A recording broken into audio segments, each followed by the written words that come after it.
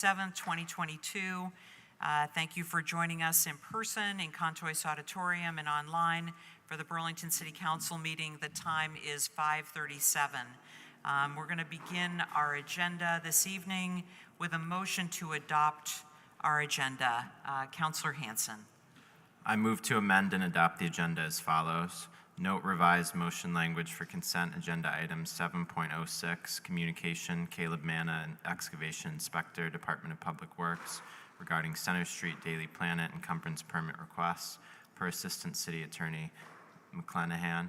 Note revised version of consent agenda item 7.28, communication, Lori Olberg, licensing, voting, and records coordinator, regarding regular schedule of meetings of the City Council and Board of Finance through May 2023, per City Council President, per Councilor Bergman. Note final version of agenda item 8.17, resolution, annual appropriation and budget for fiscal year beginning July 1, 2022 and ending June 30th, 2023, Mayor Weinberger and Board of Finance, per CAO Shad.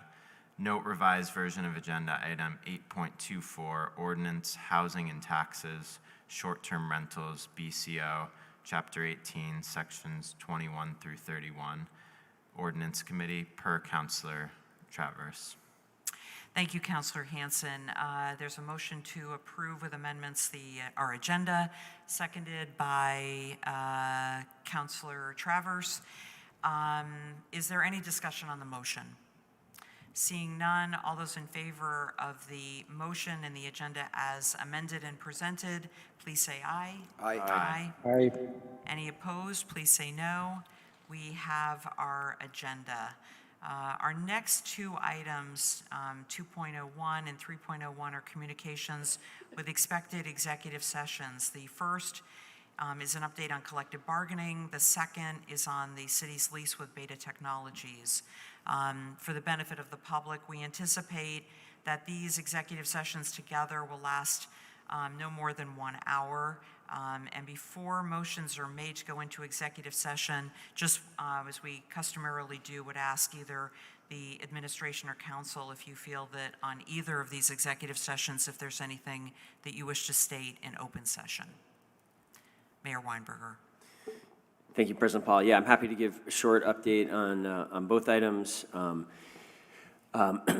As the council is well aware, we are coming to the end of collective bargaining agreements with all 4 of our public employee unions. Those have been lengthy 4-year agreements that are up. We have been for some months in various stages of negotiation with each of the bargaining units. It is actually on, we believe we have concluded the work with IBEW. We will be confirming that with the council in executive session, and then it is our hope that that is ready for action by the council tonight, coming after the executive session. The other 3 contracts are somewhat further out. We are optimistic, subject to council feedback and some further negotiation, that we may be in position to bring to you for ratification perhaps 2 of the remaining 3 contracts as soon as your next meeting on July 18th. So I think tonight's executive session is an important discussion to confirm that we are on track in a direction that the council supports. So that's really the update on the collective bargaining. With respect to, we just had a discussion downstairs about where things stand with the Beta negotiations, this very important agreement that it is certainly my hope results in a electric airplane manufacturing facility being built by Beta, this starting essentially now. The councilors will remember you signed a license agreement last November that has allowed substantial amounts of earthwork to take place up until now. You have on your agenda now Board of Finance unanimously recommended item to extend for several more weeks or through the month of July that license agreement so that that work can continue uninterrupted. What we will be talking about in executive session is the long-term agreement, the ground lease agreement that is really, I think, should be thought of as a major agreement that, if completed, is what will allow that facility to be built at the airport and set the terms of the agreement between the airport and Beta for many years to come. And we think we're coming to you for this executive session because we believe we are very close to an agreement that that we support, that I support, and we want to confirm that the council will will approve this ground lease if it's brought forward for official action in July, and that's the point of tonight's executive session, is to check in on that. Great, thank you, Mayor Weinberger. So I'll go to, we have two sets of motions to go into executive session, one for the Beta lease and one for collective bargaining. Councilor Bergman, if you could make the first motion regarding the executive session on collective bargaining, please. Yes. I would move that the council find that the premature general public knowledge of information concerning the labor relations agreements with employees of the City of Burlington would clearly place the city at a substantial disadvantage in those negotiations. Thank you, Councilor Bergman. So a motion has been made for the first executive, for the first motion for the first executive session, seconded by Councilor Hightower. If there's any discussion on that motion, seeing none, all those in favor of the motion, please say aye. Aye. Any opposed, please say no. That motion passes. So on to the second motion, Councilor Bergman. Yes. Based on the successful motion and the finding within it, I'd move that the council go into executive session to receive confidential updates on labor relations agreements with the city's employees under matters with city's employees and employee matters pursuant to 1 VSA Section 313A1B, and would also add that the following people join in the executive session to provide the council with advice. That would be CAO Shad, Mayoral Chief of Staff Jordan Rendell, our outside counsel on this matter, Mr. Maitland, the HR director, and the chiefs of the fire department and the police department. Thank you, Councilor Bergen. Motion made and seconded again by Councilor Hightower. Seeing no discussion on that motion, all those in favor of the motion, please say aye. Aye. Any opposed, please say no. So we have a motion to go into the first executive session. So in the interest of time, we'll make the motion on the second executive session on the Beta lease. Councilor Bergman. Yes, I would move that the Burlington City Council find that the premature general public knowledge of the legal advice and the information we would get concerning the details of the pending lease negotiations with Beta Technologies, Inc., to which the city is a party or has an interest, would clearly place the city at a substantial disadvantage. Thank you. Motion made by Councilor Bergman, seconded by Councilor Hightower. Is there any discussion on that motion? Councilor Travers. President Paul, I just need to note my recusal from this item. Thank you. Thanks very much. So if there's no other discussion, we'll take a vote on that. All those in favor of the motion as presented by Councilor Bergman, please say aye. Aye. Aye. Any opposed? The motion passes with noting the one recusal by Councilor Travers.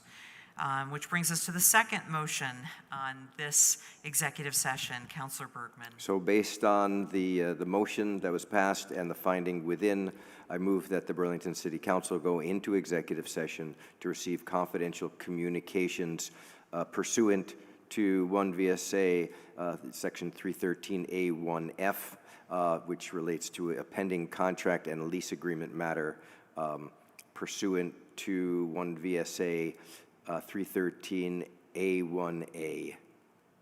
Thank you, Counselor Bergman, seconded by Counselor Hanson. Seeing no discussion, all those in favor of the motion, and I apologize, that should have had, did we include? Thank you very That's- much. I got that's myself okay. thrown off there. With the following people joining to provide advice, outside counsel Jeremy Farkas, consultant Glasberg, director of the airport Nick Longo, and assistant director Lozier. Thank you. So all those in favor of the motion with the inclusion of those parties that will be in the executive session, please say aye. Aye. Aye. All those opposed, say no, and it would appear as though that motion passes. Again, noting the second. I apologize, President Paul. I was incomplete and it should have been on the airline list, should include Assistant Director Friedman as well, and I apologize for that. Okay, duly noted. So I would,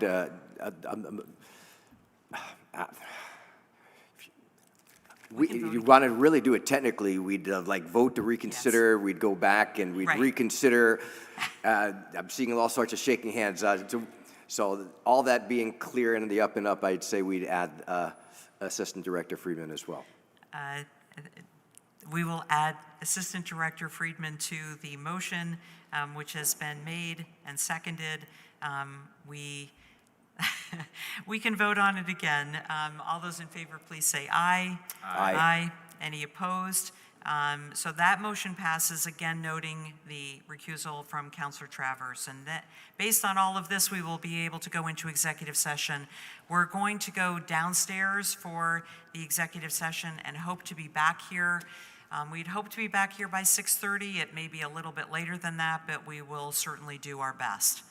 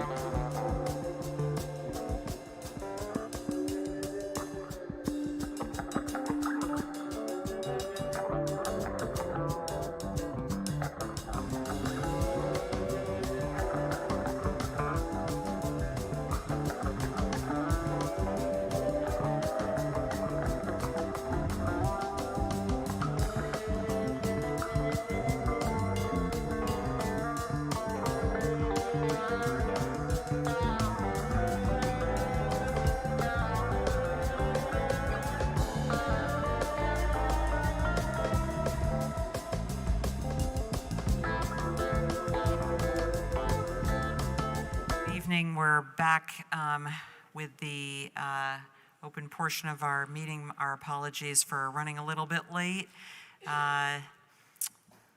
We were supposed to be back here about a half an hour ago, but obviously we're not. And we'll resume our meeting.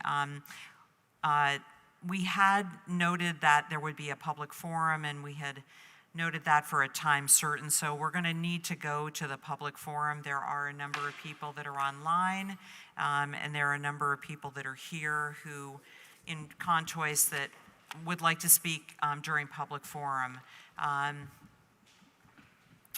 Just a few notes about public forum. The system that is on the table in front of me has 3 lights. There's a green light that will shine when you begin speaking, a second light, a yellow light that will shine when you have about 30 seconds left, and then the last light is a red light that will shine when the time is up. And we just ask that you please try to complete your comments when the sound indicates and when the light turns red, so that we're giving the same amount of time to everyone. For those people that are online, there will be a timer that will come up on the screen, and when that time is up, there'll be a noise indicating that your time is up. That being, and along those lines, we do have a hybrid system for public forum. People can come into Contois and speak, in which case they have filled out these forms that are right over here at the table. If you fill one out, you can just bring it to the clerk that's right to my right, and they will bring it to me. As well, for people who want to sign up to speak remotely, you can fill out a form that's on the city website, burlingtonvt.gov. Public forum, city council public forum, or // public forum. And it's been our practice and continues to be our practice that we have Burlington residents that will have first priority. We'll do this in the order that Burlington residents that are in Contois will be, and who have submitted a form will speak first. Then we'll go online to those people that are Burlington residents and are joining us remotely, and then we will come back to non-Burlington residents in Contois, and then back to those that are online. We only have one request when it comes to public forum, and that is that you please speak and address me as the chair, that you use respectful language, it is a lot easier for us to listen intently to you when you speak respectfully. Please don't personalize your comments towards anyone in this room or beyond. And we want to hear what you have to say and are interested very much in what you have to say, and just ask that you speak respectfully and with decorum. With that said, we'll go to the public forum. I apologize, we just got up here. Just wanted to see who is a Burlington resident. Okay, so Burlington residents, we have about 6 or so that are in the queue. The first person is Milo Grant. Milo, welcome. Commissioner Milo Grant of the Police Commission, thanks for being here.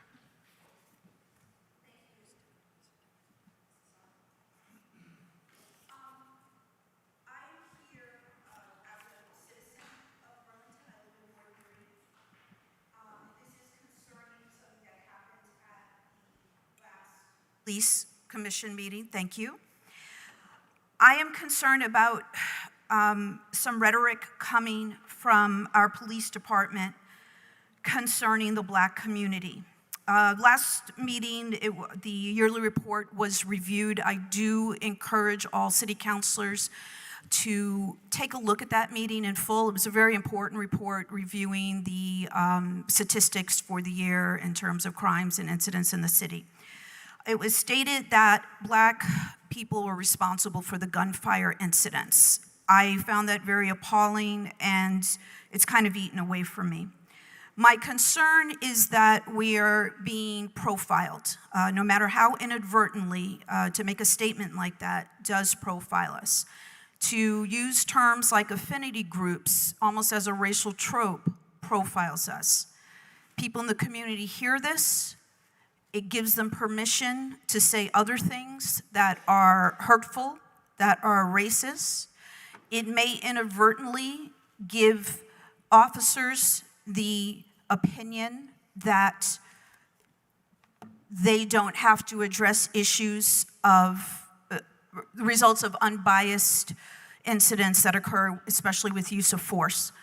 So my concern is we don't hear this about white people. We don't hear that white people are committing most of the burglaries. We don't hear that white people are committing, incidents that involve drugs. We don't hear that white people are attacking or stabbing people with knives or other sharp incidents. You never hear these things said about white people. Why are we saying this about black people? Thank you so much. Thank you, Milo. The next speaker is Abbott Stark, to be followed by Eric Kronk.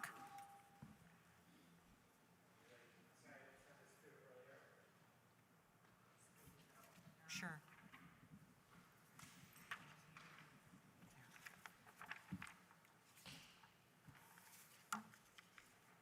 Everyone have one? And I emailed that to the counselors who are online. Thank you for taking the time to hear this comment. I've spoken a number of times before, and I think you all know my story, and I just wanted to put it down in black and white for your consideration tonight because I thought there was a really great compromise on the table, and I just wanted to sort of paint the picture one more time of how, as a housing provider in Burlington, I use the offset from short-term rentals to actually buy a house myself, which was out of reach because I had gone back into the rental market. In that house now, I have 2 very low-income units where we've made a number of life safety improvements. And done things for like elderly disabled people, adding a washer and dryer. Just tons of investments. And then in this neighboring house that I was able to get through a very strange twist of fate, I was, through a short-term rental, able to add a unit. So I doubled the number of units on that plot, offset by the STR, and I continue to scratch and scrabble to make ends meet by doing short-term rental. It's like something that most people wouldn't even be comfortable with doing a short-term rental in the bedroom of my unit, and then as the second unit in the house that we developed, using short-term rental to sort of pay that off, and eventually that will pay forward as a long-term rental in the Burlington community. If only we could double every unit number on every plot in Burlington.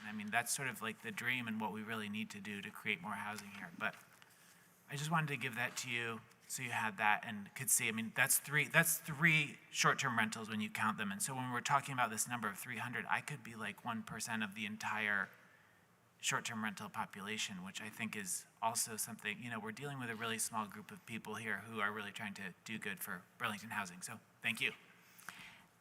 Thank you, Abbott. Our next speaker is Eric Kronk, to be followed by Chris Hasley.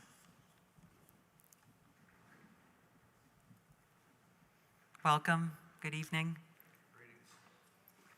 If you can just make sure your microphone is on, there should be a green dot that comes on right in front of you. If you press the button in the middle. There you go. Thank you. Greetings, city councilors. My name is Eric Kronk. I'm happy to see many of you here this evening. I've been a resident in Burlington since 1988.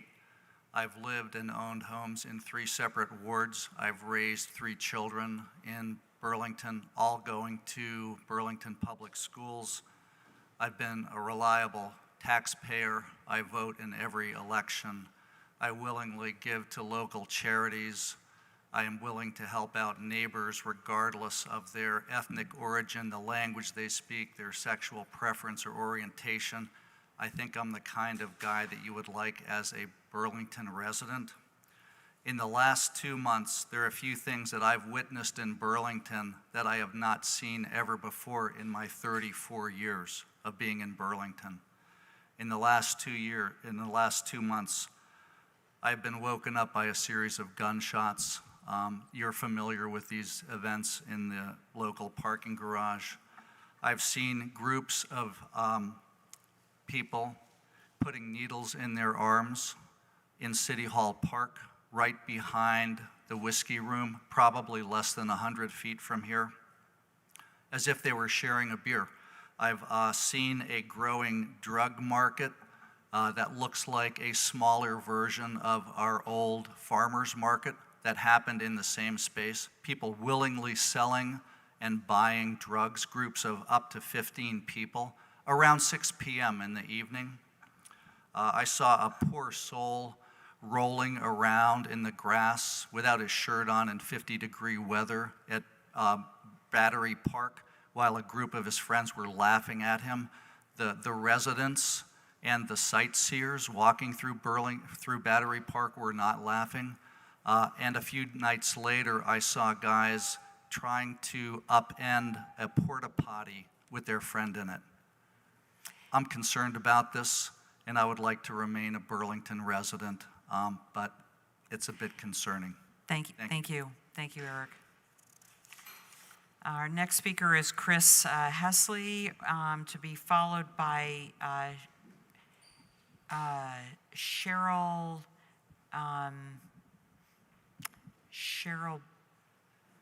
Brithier. I'm not sure there was a. Okay, wonderful. Thank you so much for that help. Go ahead, Chris. Thank you for your time. So as many of you know, I've been actively involved in the redistricting issue, but that's not why I'm here tonight. I just wanted to share some perspective related to the short-term rental ordinance that's been proposed. Having talked to some friends of mine active in the host community, I'd just like to remind the council that for a number of folks that are engaging as short-term rental hosts, they did so after one or more bad experiences with a long-term tenant.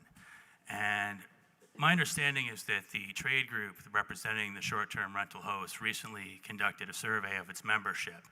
And I think I'd heard something like 90% of the respondents said that they would not be moving their units back into a long-term capacity if the council were to make it difficult for them to continue to operate their business as they have been.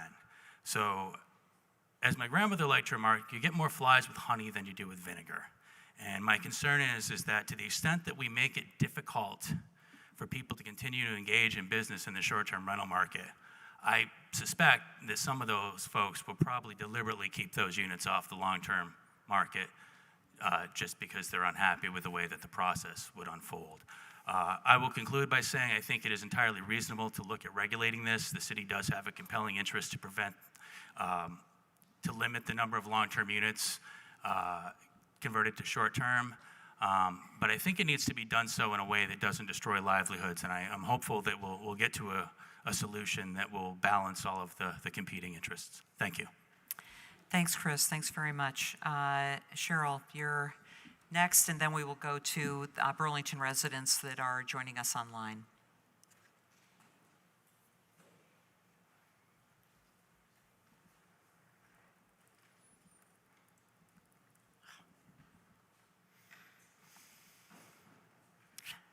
Working? Hello? Can you Yes, hear it me? is. Go ahead. Welcome. Well, I have a lot of issues. I've been a resident of Burlington for quite a while.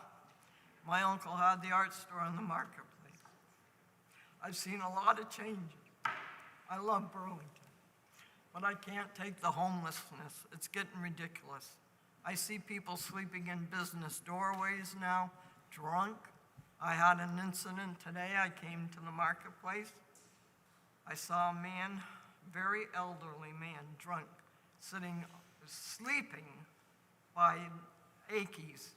He was in the way of everybody trying to walk to go to the restaurant up the alleyway by Red Square. I came to City Hall, actually, and I asked not the maintenance guy, the guy that does he said, I'm security for City Hall. I said, well, I'd like to report an incident on the marketplace. He says, I can't do anything about it. I said, but you're security, why couldn't you ask him to get up or something and leave if he's able? He wasn't able, of course. And so I went 4 phone calls to the police department, got nowhere. They wouldn't answer me, they didn't call me back because they have an answering machine. I explained to them what was going on.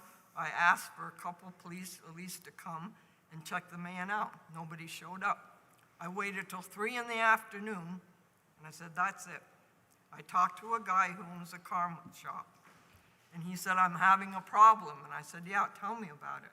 He went on to tell me that he's had vomit and homelessness every morning when he comes into work.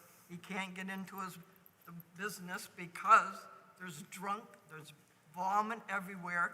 He can't get in his door to open it up. He says, I've been doing this 7 days a week now to make money because every time I try, the homelessness are in my thing. So I said, well, but nobody came when I asked for that response, and I'm very disappointed in this town. The way that police station is run anyway has not been good. You've got too many shootings all of a sudden. Thank you so much, Cheryl. Thank you so much for sharing those thoughts. I have some other issues, but I guess I'm out of time. Is that it? Yes, thanks again. But I'm glad, Chris, the other one talked about. We're going to go on to those Burlington residents that are joining us online. The first speaker is Amy Magyar. Amy, I know you had told me exactly what your Zoom name was. I don't see it. I do see someone who's raised their hand, but I don't know if that is you. Amy, is this you? That's me. Thank you so Okay. much. Wonderful. Go right ahead. Thank you. My name is Amy Magyar, and I'm a permitted B&B host through the city of Vermont. City of Burlington. I'm asking, after almost 3 painful years for all of us, to have you vote in favor of the proposal in front of you tonight as is. Tonight is not the time to amend. It is the time to vote. Thanks to the courage the mayor showed by vetoing a past option, today's proposal is balanced, although not perfect for either side. But it is based on flexibility for residents of Burlington to use their homes depending on their needs. I believe many on this city council believe that as hosts, we don't actually believe in regulation. We do. It actually helps with supply and demand. It helps with safety and the quality of our product in Burlington as short-term rental hosts. But over-regulation is crippling. We just saw that in Friday's Supreme Court decision. Short-term rentals aren't new. There have been women across the centuries renting out their homes to make ends meet.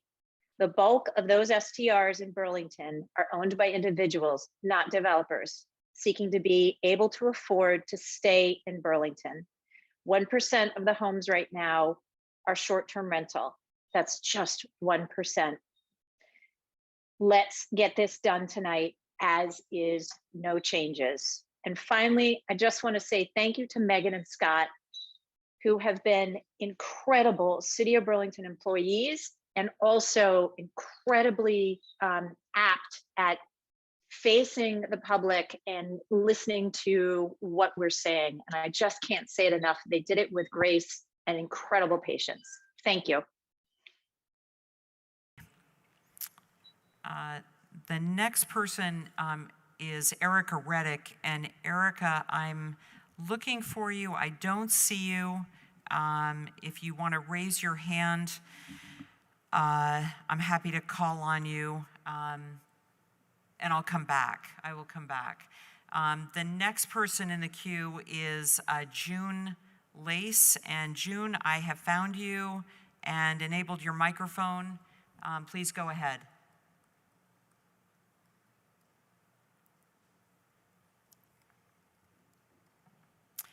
You just need to unmute your microphone on your side.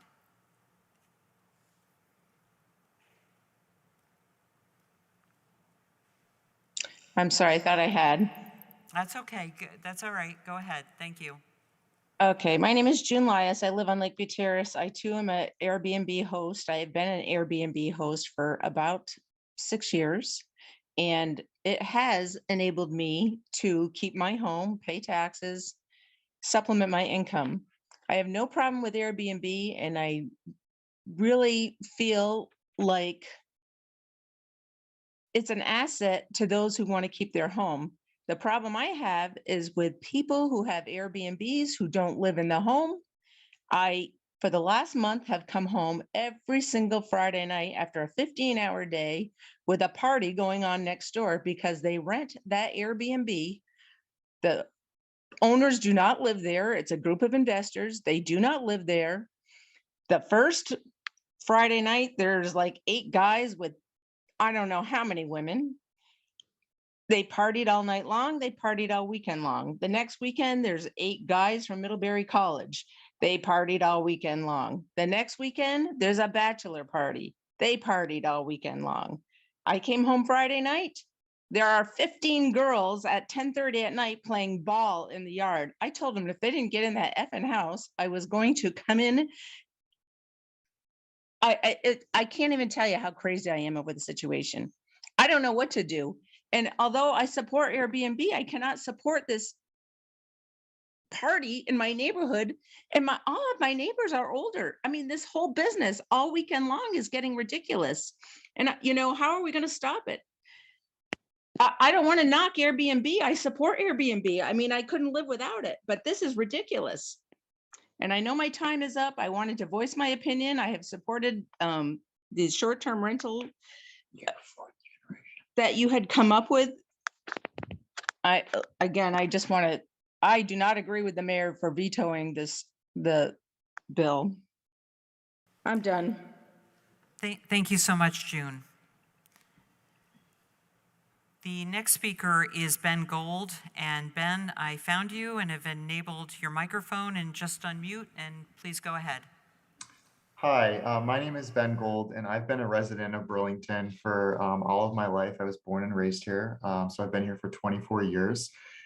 So first, I'd like to recognize that there is a housing shortage in Burlington, but I don't believe that it is derivative of Airbnb or short-term rentals.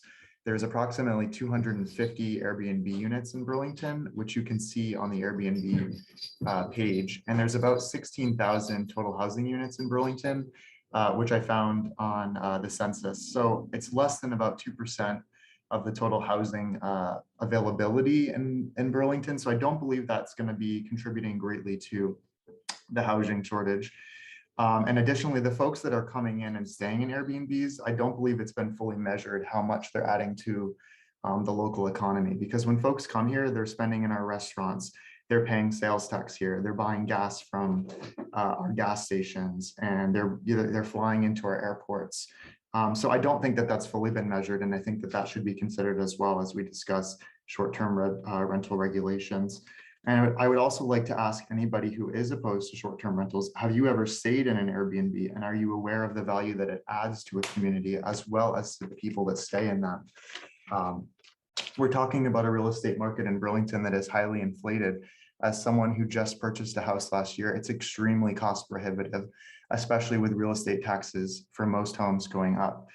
So when we talk about supplementing income, it's incredibly helpful and a great asset, like someone else had mentioned, in order to be able to do short-term rental to supplement that income.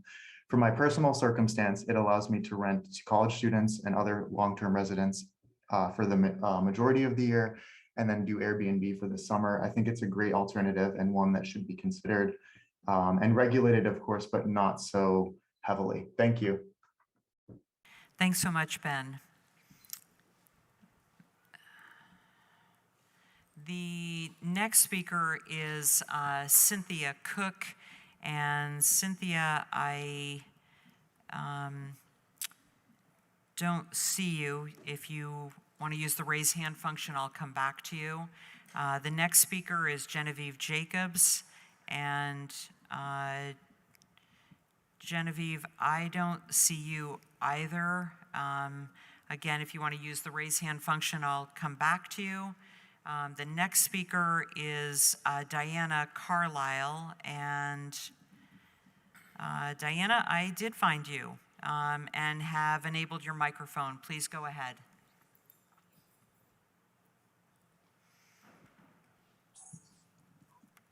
Hello. I hope there's not something running in the background that's getting in. Anyway, I am speaking about the short-term rental situation. It is getting worse and worse with a house on the street that has turned into a party house. I think you heard from someone else. We do have other ones on the street, and the owners live in the house. This one, there is no owner living in the house. And on the weekends, it is totally populated by people who are here to have a good time. I don't blame them. I blame the owners who are allowed to do that, or if they're not allowed to do that, they are not enforced to stop it. I think that if we want to keep a good neighborhood, besides the housing situation, if we want to keep a good neighborhood, people were watching out for each other and the strength of friends and people nearby, short-term rentals are not the way to go. People come and go. They don't care at all. The ones that were here last weekend, they came, many girls with honk for the bride, Gale before the veil, and they partied all weekend. They're not watching after the neighborhood. They don't care. Anyway, I do think it's essential that that we make some regulations and we implement them. And we should even be charging the Airbnb whole house people for money to implement them, is my feeling about that. I sometimes feel like a David against a Goliath, because Airbnb and VRBO are strong and huge corporations, and they're pushing communities like Burlington. Please resist, please make some rules and implement them, and so that it's not a whole house. People must live in the house in which they rent space. Thank you very much. Thank you, Diana. The next speaker is Sean Hurley. And Sean, I found you. Thanks for using the raise hand function, and have enabled your microphone. Go ahead, please. Gotcha. Thanks so much, and thanks for the time. And thanks everyone for everyone's hard work on this issue. It's been a long time, talking about short-term rentals and how to make the best decision for the city. And it's a tricky one, but I do think at this point we've got to pass something, because the lack of an explicit policy is creating more of these types of meetings. And what it is or what it should be doesn't exist yet. We need to have a firm rule that can be enforced consistently. And as the partial owner of an Airbnb in town, I can say that I've been here on mute for over an hour, and I'm grateful for the time. But I'm here to kind of like defend and clear our name. We have an Airbnb with apparently some parties that have been referenced on this call. A different version of that is that we've got some friends that have helped us buy what will be our dream house. It's a big bite on a really nice street. We didn't think it was going to be possible when housing prices are inflated. We looked at the short-term rental option as a way to generate revenue from it, as a way to afford the rehab. And in doing so, we were able to put a house sort of like back into working shape in Burlington. It had been vacant for about 10 years. Our plan, and still is to wait until there's clarity about what the short-term rental future will be, and then adapt. We look forward to living there. We more look forward to clarity in how to operate. We remain in touch with zoning and permitting, looking for what that date is, or how to adjust our families to meet whatever the new ordinance will be. We just ask that not be done harshly or too quickly, as we are working hard to hear what the new rules will be, and we want to fold into that and think there's a place for it. We just need a little bit of a lead time to make sure that's not economically ruinous. That's my time. Thanks. Thanks so much, Sean. Our next speaker is Deb Ward-Lyons. And Deb, I have located you and have enabled your microphone. And I see you've been unmuted as well. So please go ahead. Thank you. Megan Tuttle acknowledged in her memo that management and regulation of short-term rentals can be part of the solution to the housing crisis, but STRs are not the cause of the problem that Burlington is in. This is accurate. In general, the proposal before you tonight offers some balance in allowing homeowners to help pay their taxes, utilities, and insurance costs. My city taxes are 30% more than my monthly mortgage. I need this income to stay here. This ordinance allows renters to be part of the STR economy too, without all the costs, repairs, and maintenance that housing providers themselves incur. What still causes me concern is that the 9% tax imposed on STRs will not apply to hotels and motels, favoring these large chains who also provide short-term rentals. Lastly, I strongly request that you turn your focus to where a much larger impact can be found for BTV's housing woes, to UVM, who needs to be held accountable for increasing its student body without a commitment to housing them. This is where you will find the power to make a difference. Please vet the university with as much attention as you gave short-term rentals. They must be required to build up their Trinity campus to provide affordable living quarters for both incoming and current students. Or how about charging them a 9% tax for all the students who live in city housing because there's nowhere to live on campus? If you're taking a sledgehammer to STRs to hold us accountable for BTV's housing situation, then a wrecking ball should be applied to looking at UVM's part in all of this. That's my 2 cents, but I will, on a nice note, say I agree with Amy Magyar because she said it much more nicely. Thank you so much, Deb. The last speaker before we go back to a few that were, and just give a second try is someone who just listed as Deb. I don't see anyone else named Deb. If one of you are, there is someone else, a Deborah.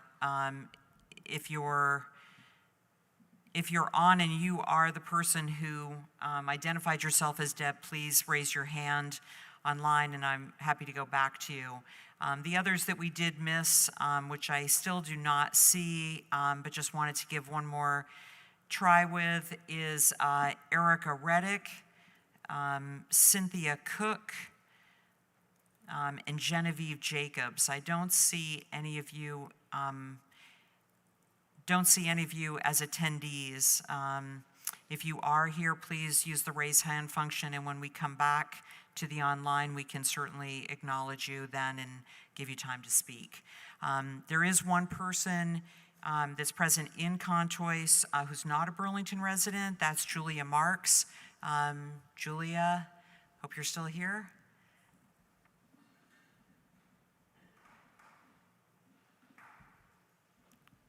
Great, thanks so much. Thanks for your patience. No worries, thank you. And if you can just press the button in the middle of the speaker so that the light turns green in front of you. It's on? The mic, great, okay. I know that you're used to hearing me talk about short-term rentals, but I'm actually just want to talk about housing and safety. In general, here in Burlington, I'm trying to figure out exactly what it is that you want to see happen in this city as a housing provider.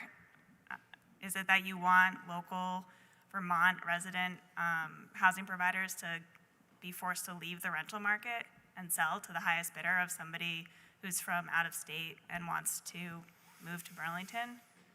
Are you looking to have the big landlords win out over the small mom and pop landlords? Or are you actually wanting to see more people, more local people get into the business of providing housing? Because that's what it is. It's a business, and it's a job, and it's a job that entails taking care of buildings and people. And right now, I can't do either of that well. I can't do that for my properties because of the costs that keep going up with the taxes and the utilities and the cost of materials and the permitting processes. I can't take care of my tenants because there's no police force when they call me, which they've been doing constantly in the middle of the night at all hours of the day, saying they're scared and they're worried. People are crapping in their front steps. People are dumping trash, doing drugs, bothering their properties, and now the police is saying that Burlington has taken away the rights of tenants to call the police to have them respond to a trespassing issue, that suddenly that's my responsibility to show up and confront these people who are on drugs on their property? That doesn't make any sense to me. How am I supposed to provide safe and affordable housing? The STR ordinance If you take that from me, I have no other means to do what I'm doing and to offer anything to my tenants. Thank you so much, Julie. There is one non-Burlington resident who signed up online. That is Jennifer Collid. Looking in the attendees list, I don't see you, Jennifer.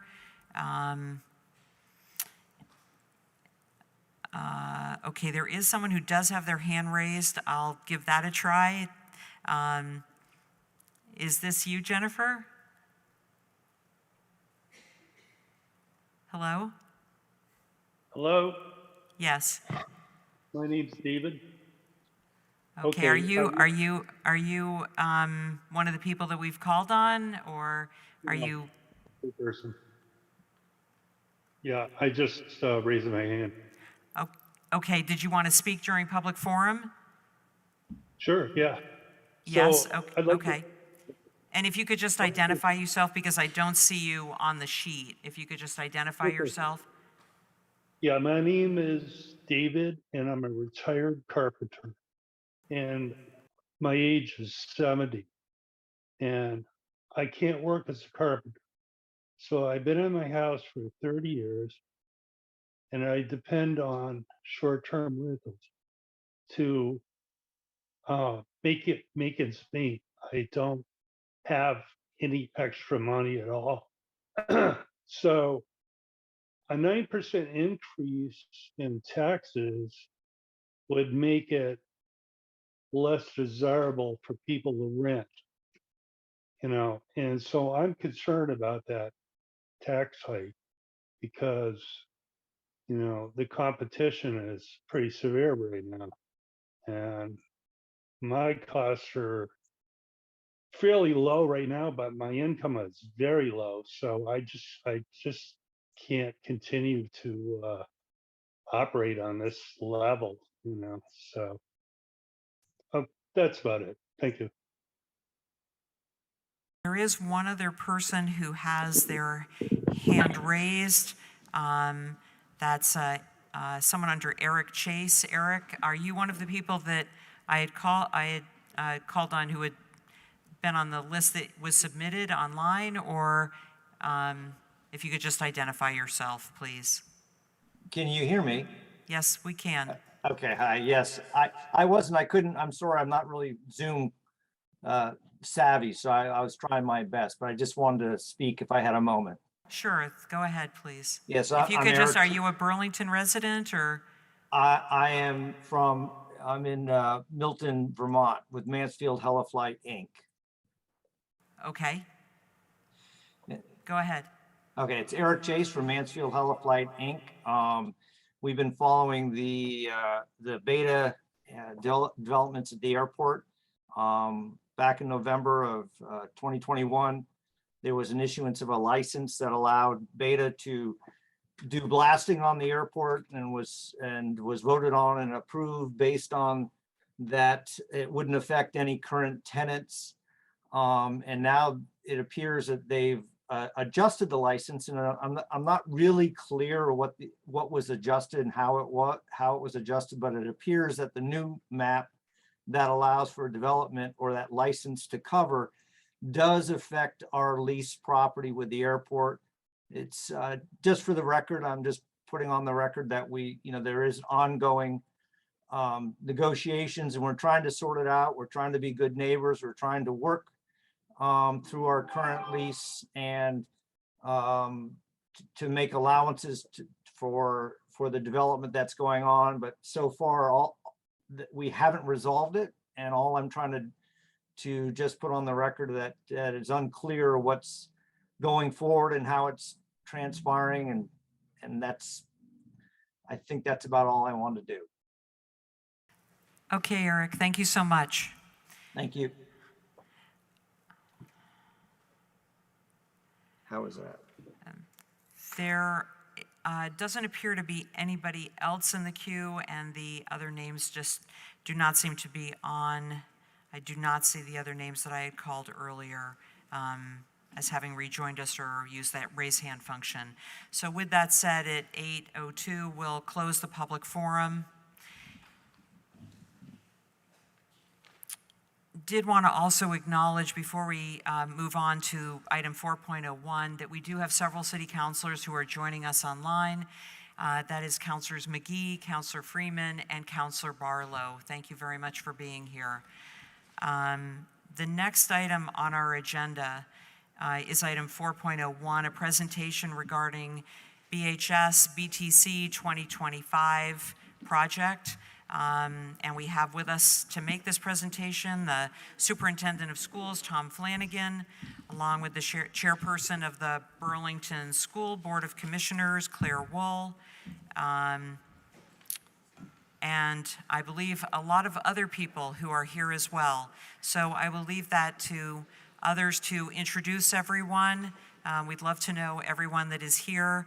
And my understanding is that you'll give us a presentation approximately 15 minutes, and then allow us about 15 minutes to be able to ask questions of you. And I know you do have a PowerPoint. Did we make arrangements for that, for us to be able to see that, or?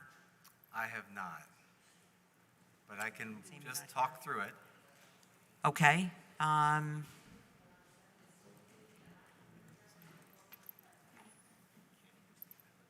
Yeah, we can get that up there for you if you'd like. Yeah.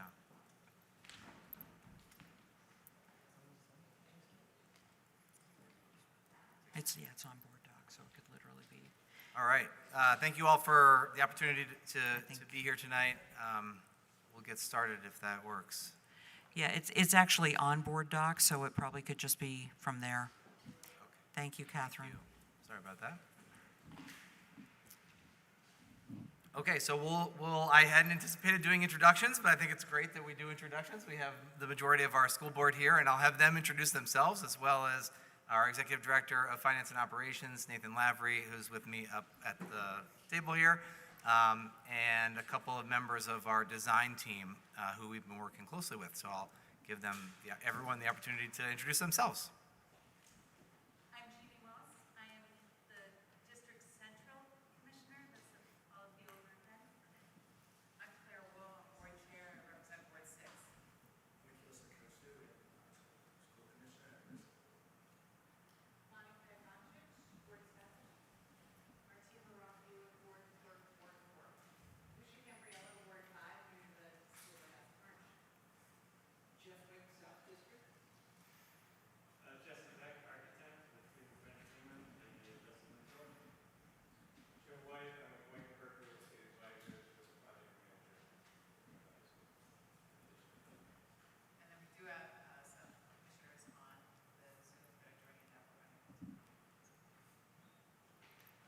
Okay, thank you. Wonderful to have you here. Most of the team is represented. Nate and I will present this evening, and then we'll take questions. We'll speak for about 15 minutes and try to keep it moving, try to keep under 15 minutes. And then we'll open it up for questions. We're here for questions. Our chair, Claire Wool, is here probably to take questions on behalf of the board. And then we also have our partners here, Joe and Jesse, to help if there are additional questions. So with that, we'll get started. We are, first of all, grateful for the opportunity to be here to talk to you all tonight. We're moving forward with our project, but still in a place where there's considerable room for input and for discussion and dialogue, but at a place where we feel good about bringing our current plans to you. The purpose tonight is really to provide an update on where we are as of today. We'll answer questions and be prepared also to come back to you. Part of what we're preparing is to be able to come back to you for an August 15th vote for a bond that we will be proposing. And so with that, we'll move into the first slide. And I'm starting the slide back in April, starting the presentation back on April 27th, where the board voted to choose option C, which you can see at the bottom left of that series of images. Option C was the board was presented with these 5 designs based on significant research from our team and based on engagement with the community. C was felt by the board was best situated on the site, had strong design elements, created a campus feel. What you can't see there is that Institute Road is the bottom kind of road that goes across, so the fields are directly across from the school there. And it had efficiency of being one building that was together, and efficiency in the overall design of that building compared to others on this list. C was also the top in our community survey. So we surveyed the community and asked them their thoughts about the designs. C was the top choice. Option D was the second choice, which option D you can see down in the bottom right-hand corner. That was the sort of out-of-the-box choice. But even though that received a number of votes, ultimately option C was the clear pick of the community. And also among our design team. The design team felt like this was the best option. So we'll move to, and just a reminder that was, we'll see this in the next slide, that the school board selected that on April 27th, that option. I think it's important to note that while we want to build a beautiful school that is really, meets the needs of our community and what education and learning will look like for students and our community for the next 100 years or so, we also picked the option that had the lowest cost of the 5 options that you just saw at $181.3 million. And what we learned through this project, what we originally thought was that we would be able to build the building on the site of Institute Road and remediate the old building after we built the new building. What we learned through the process of the conceptual design, those first 5 slides, those first 5 images that you saw, was that it was far better from hearing from our experts to move the building, to remediate and demolish the building, the old buildings first. And that was because of the site location. So having the building be situated in between the rock ledge and which is at the north side of the space, and the sand, which is at the south side of that part of Institute Road. So there was a sort of an area within which they needed to be able to work that also would result in cost savings because they wouldn't have to, the foundation and the piling didn't need to happen in the same way as it would have if we were building where the sand and the ledge was. So learning that the remediation and removal needed to happen first, there was always a $30 million cost to removal and remediation, but adding that $30 million cost up front or in the beginning or alongside the entire project was what was new to us in April. So when we made that decision, we understood, okay, we need to remediate and remove first in order to be able to build this building and also to build 3 of the other conceptual designs. And so in most of the designs that we saw, removal and remediation was the recommendation up front. The other thing I just want to point out here is that we do have an aggressive timeline. Our goal is to be in a building by August of 2025. We are currently in a Macy's that is doing us well. We have students returning who were worried about what the space would look like and have done a year at another school and are coming back. We have teachers that are happy in that space. It's a good space. It's a passable space for learning. It's working. it is not a long-term solution, and we don't have an endless lease there. We have an aggressive timeline because we have to have an aggressive timeline, because we don't have a school building currently, and we need to get our students back into a school. And that's just part of what we are really wrestling with here. To the next slide, which is slide number 4. That one? Yep. So the overall project costs in the original project, with the building choice at 181.3 million, plus the 30, gets us to a $210 million project for building costs and PCB remediation. We, however, have identified funds already to support this building. We've identified the funds that you can see up here. In addition to, and we're assuming the $150 million bond, and you'll see another slide next that shows the two options next to each other, but I'm kind of walking you through the timeline of where we are. And I'm doing okay for time. And so we're gonna use $10 million of ESSER funds. We received funds from the federal government that passed through the state for the American Rescue Plan. And we're planning to use 10 million of those ESSER funds. We have already 1.5 million in surplus that we've been able to roll over. We have had vacancies over the past couple of years as a result of COVID and the impact that that's had on staffing in the workforce. It's been a disruptive time in the workforce. And so we are budgeting some surplus. And then we also have $10 million from the 2017 capital plan. That was a $19 million capital plan. And at this point, this building has become the #1 priority.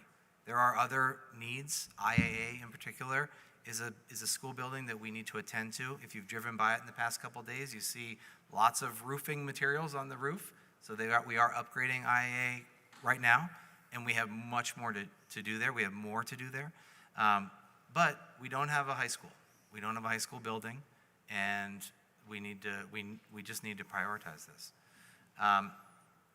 So as we think about the overall kind of project plan prior to June, we are really being mindful of the impact to taxpayers. And we also have had a couple of other opportunities arise. We've had discussions with Beta. A couple of them are here today for on other business, I believe, but we've met a couple times with Art and his team, and have an exciting opportunity, I believe, to bring career technical education for a significant portion, about half of our programming, to the airport. We have a $10 million grant from Senator Leahy that one of our aviation teachers sought and received on behalf of the district, along with our outgoing director. And there's an opportunity there that is really exciting. And so both to be mindful of the cost, but also to be aware that we need to continue to think about how we provide education to students, and providing the same model over and over is not going to work. And so we need to be thinking about ways to improve our programming. And I think these two things, as it relates to the opportunity to have aviation-related programming, like advanced manufacturing, pre-tech, and aviation, and perhaps some of our auto programming as well, at the airport is a genuine opportunity. This is not a.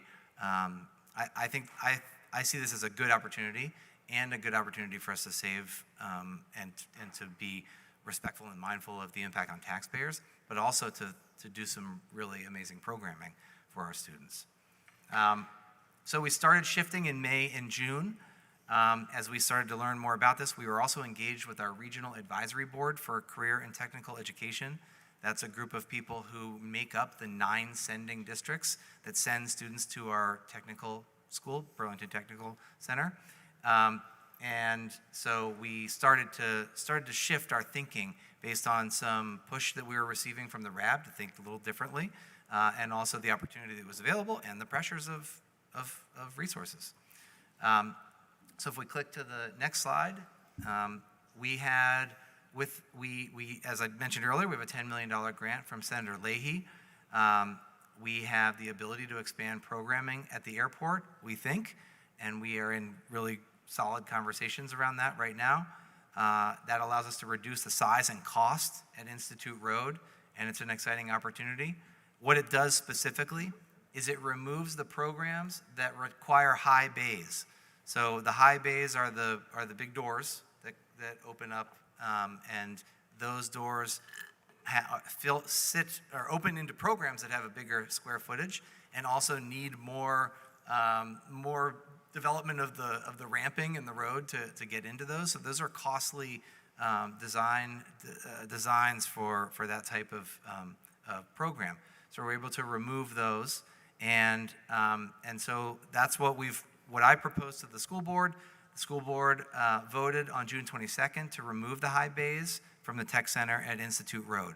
And we are working with Beta now and also with the mayor in conversation about possibilities at the airport. And so that's where we are now. So I'd like to click to the next slide, which shows what that sort of looked like when we did that. The plan on the left is the original option C. And so you can kind of go down the list of the ways that we were going to bring resources to that program to reduce the overall cost to taxpayers through the bond and through a new bond.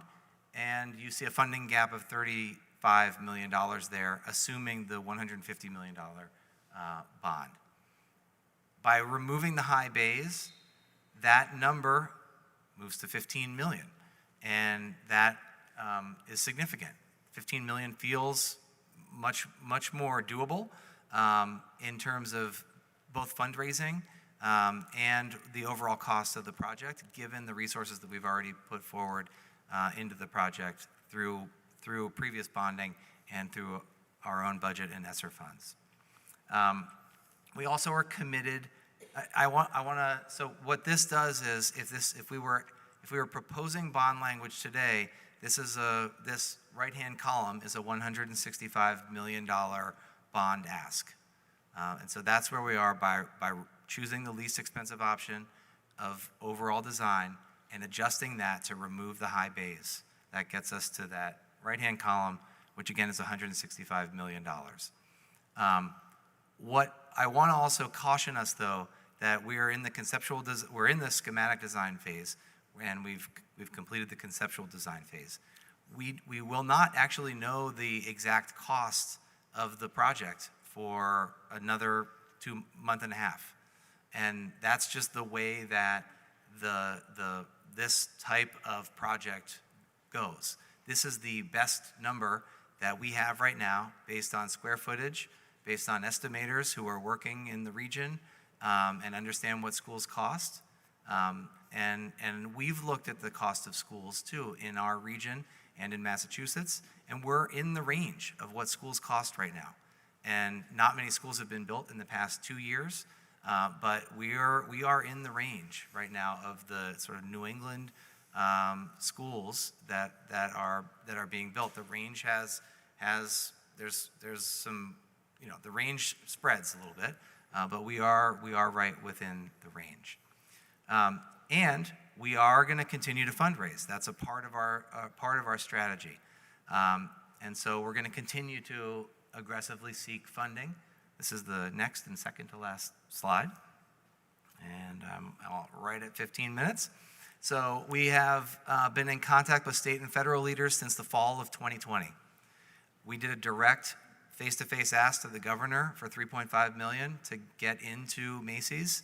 And we actually didn't ask for 3.5, we asked for funding, and he gave us 3.5, along with the legislature who supported that, obviously.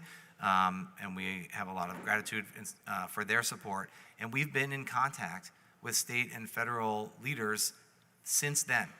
And so I want to make sure that's clear, because I think it's important to know that our fundraising has taken we've taken different approaches. We've asked directly, and we've also done work behind the scenes when we thought that was the right time to work behind the scenes. And we also have been working hard to build up the capacity to bring funding to this project. So we have engaged with Leonine Public Affairs, a consulting group that we're working with. And right now, before that actually, we've applied for 2 state programs already. And we have heard really positive feedback today about our eligibility for one of those state programs in this project currently. But what Leonine Consulting is doing is they are researching all of the programs in the state budget right now, and they're going to identify all those programs that they think we are eligible for, and then they and we will go out and we, the collective we, all of you can help. Will go make asks. The asks will look different. The first 2, the one I just mentioned that looks promising for a couple of $1 million at least, or a couple of $1 million perhaps, is through a program, right? So some of these are just going to be us applying for programs. But we're going to be really aggressive about seeking funding for this project because we know there's funding out there for it, and we know we need to go out and get it. And the fundraising is going to be ongoing. I think one of the challenges with this current project is that the project, we have a time by which we need to be in a school because we don't have a building. And so we need to move, and we need to make sure that we're bringing all the resources that we can to the project. And those 2 are not always lined up exactly the way we would all hope that they would be. So with that, the last slide is just the updated timeline, which is that we are planning to come back to you after we receive questions today. We can answer some questions. We can answer some questions in writing as well. If that comes out of today, then we'd like to come back if that is okay with you on July 18th and have a second follow-up meeting that allows us another time to connect before we would be presenting the bond ballot item to you all on August 15th. So with that, I'll open it up for questions and answers. Great, thanks so much. Are there questions, comments from the council? Councilor Hanson. Great, I was hoping you could take that down so I can see the others. Thanks. Go ahead, Councilor Hanson. Great, thanks so much, and thank you all so much for being here.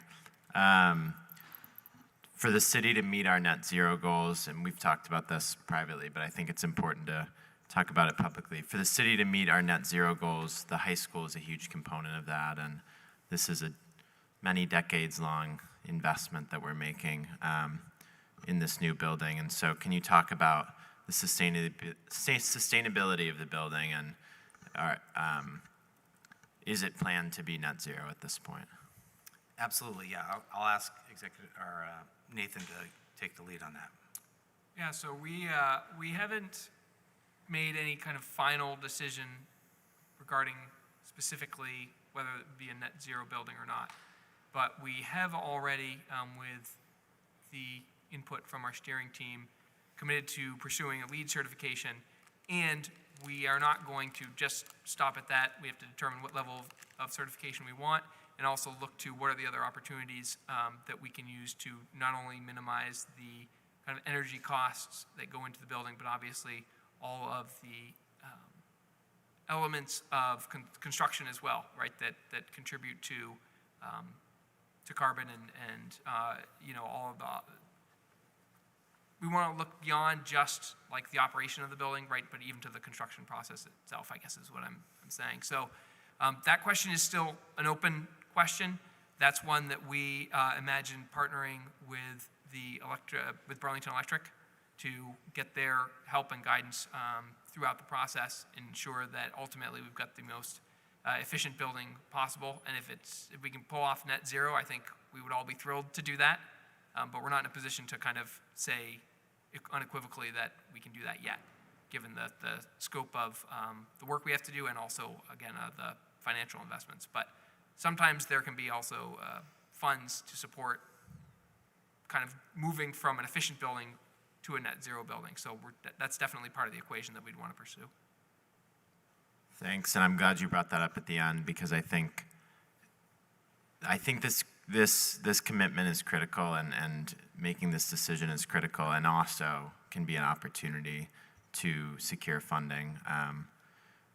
But we have, as you all well know, but just as a reminder for everyone else, the city does require that primary heating sources are renewable, and so this is obviously subject to that. And to get that final step of the way towards net zero, I think is entirely doable and should be really the goal of all of us. And, you know, please let us know how we can help you all get there. Thank you. Thanks, Councillor Hanson. Councillor Travers. Thank you, President Paul, and thank you, Superintendent Flanagan, for this presentation. If I'm not mistaken, I think your hire was announced in March of 2020, and I anticipate that there were some things you didn't foresee at the time in taking the job, but you've been a real benefit to our community. Really, benefit's not the word, beyond that. So thank you very much for your work on these really big issues. And thanks to your team, as well as to Board President Wool and school board members for being here. It's clear you've put a ton of time and effort into this, and really from my perspective, I view you all as the experts with respect to this and think you all are due quite a bit of deference with respect to the school project itself. Of course, the council will be jumping in here in the coming months with respect to a bond to the voters, and I appreciate your comments with respect to thinking about taxpayers and keeping that in mind. I do think it's important to note some frustrations that voters have faced, and I suspect that you may share some of them as well, about, you know, what I really view as a broken system. You know, it was state standards that had our building closed down, and those standards have shifted since the building was closed. The state set aside some money for PCB remediation, but not nearly enough for Burlington, not nearly enough to cover what I expect we'll find in other schools around the state. And unlike Massachusetts, which you mentioned, and I get Vermont is not Massachusetts in many ways, but Massachusetts has state funding available for school construction, and I think that it's really, it's not sustainable, not just for Burlington, but for the future of our state, for us to continue to have a defunded school construction fund. That said, I do have a couple questions for you. You did mention that in the presentation and at the end of your comments there that you may have a more accurate cost estimate coming in July, and I suspect that you may not have an answer to this, but do you have any sense as to where that may be coming in? Do you anticipate it will be higher than the 181 numbers? Is there any chance it may be lower?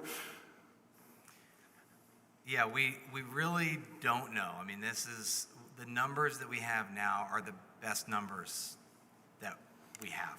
So it's hard. It would be hard to speculate, you know, outside of those numbers. Okay. You identified a number of potential funding sources to also contribute to this project. I anticipate, whereas you may have a list of potential funding sources before this goes to a ballot, that you may not have answers from all of those potential funding sources as to whether or not it's available. And again, maybe this is a question for later, but I would be interested in knowing whether or not the availability of bond money may change the equation for any of those funding sources as to whether or not it's available to Burlington.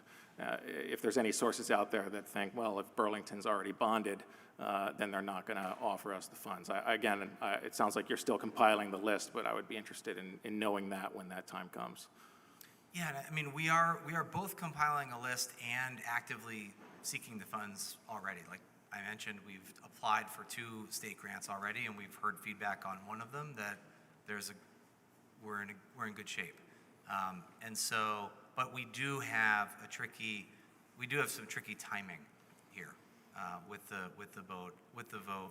bond ballot language, and with the ability to really lock in funds.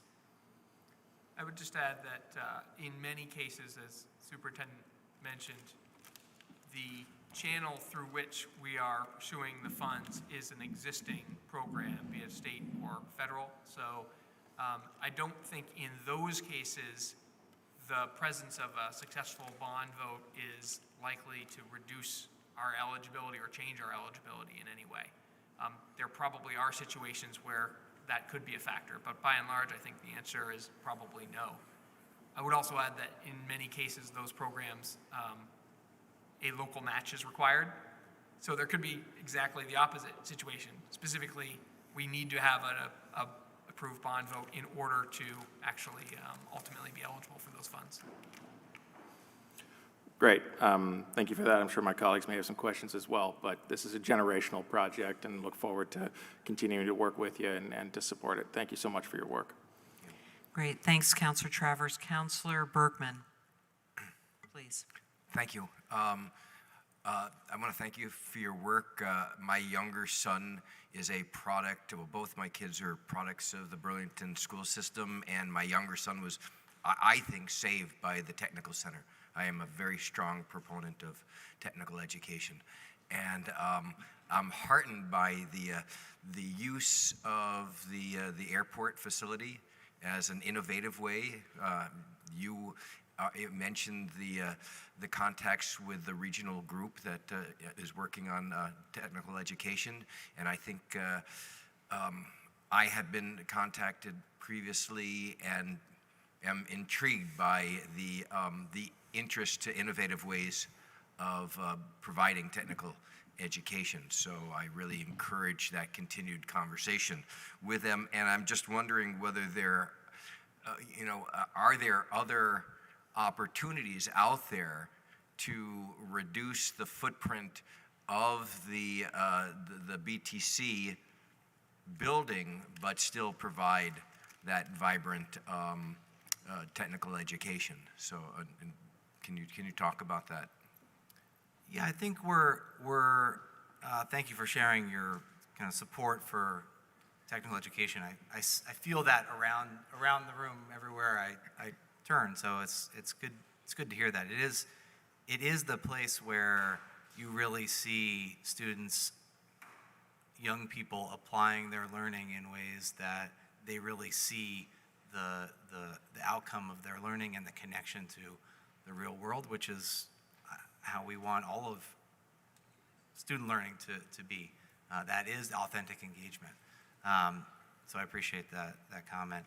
And I think at this point where we have some really strong programs, as you know, and some of those programs I do believe strongly are best suited at Institute Road, and those are the ones that are there. The art and design programming, our sort of arts programming is really strong.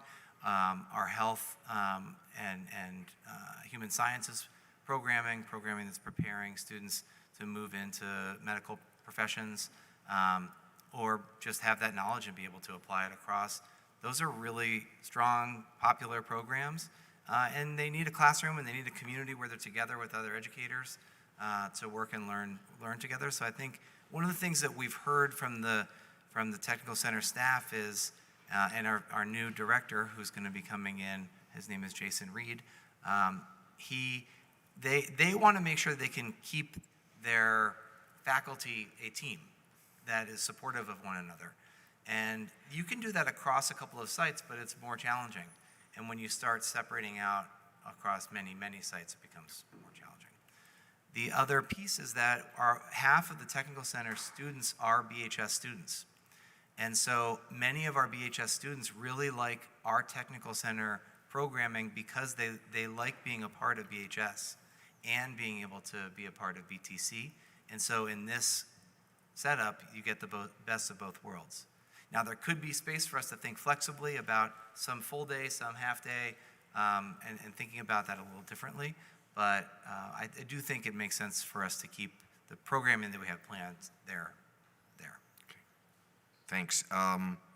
Do you have a sense of the amount of PCB remediation grant fundings that is possibly out there? Just a ballpark.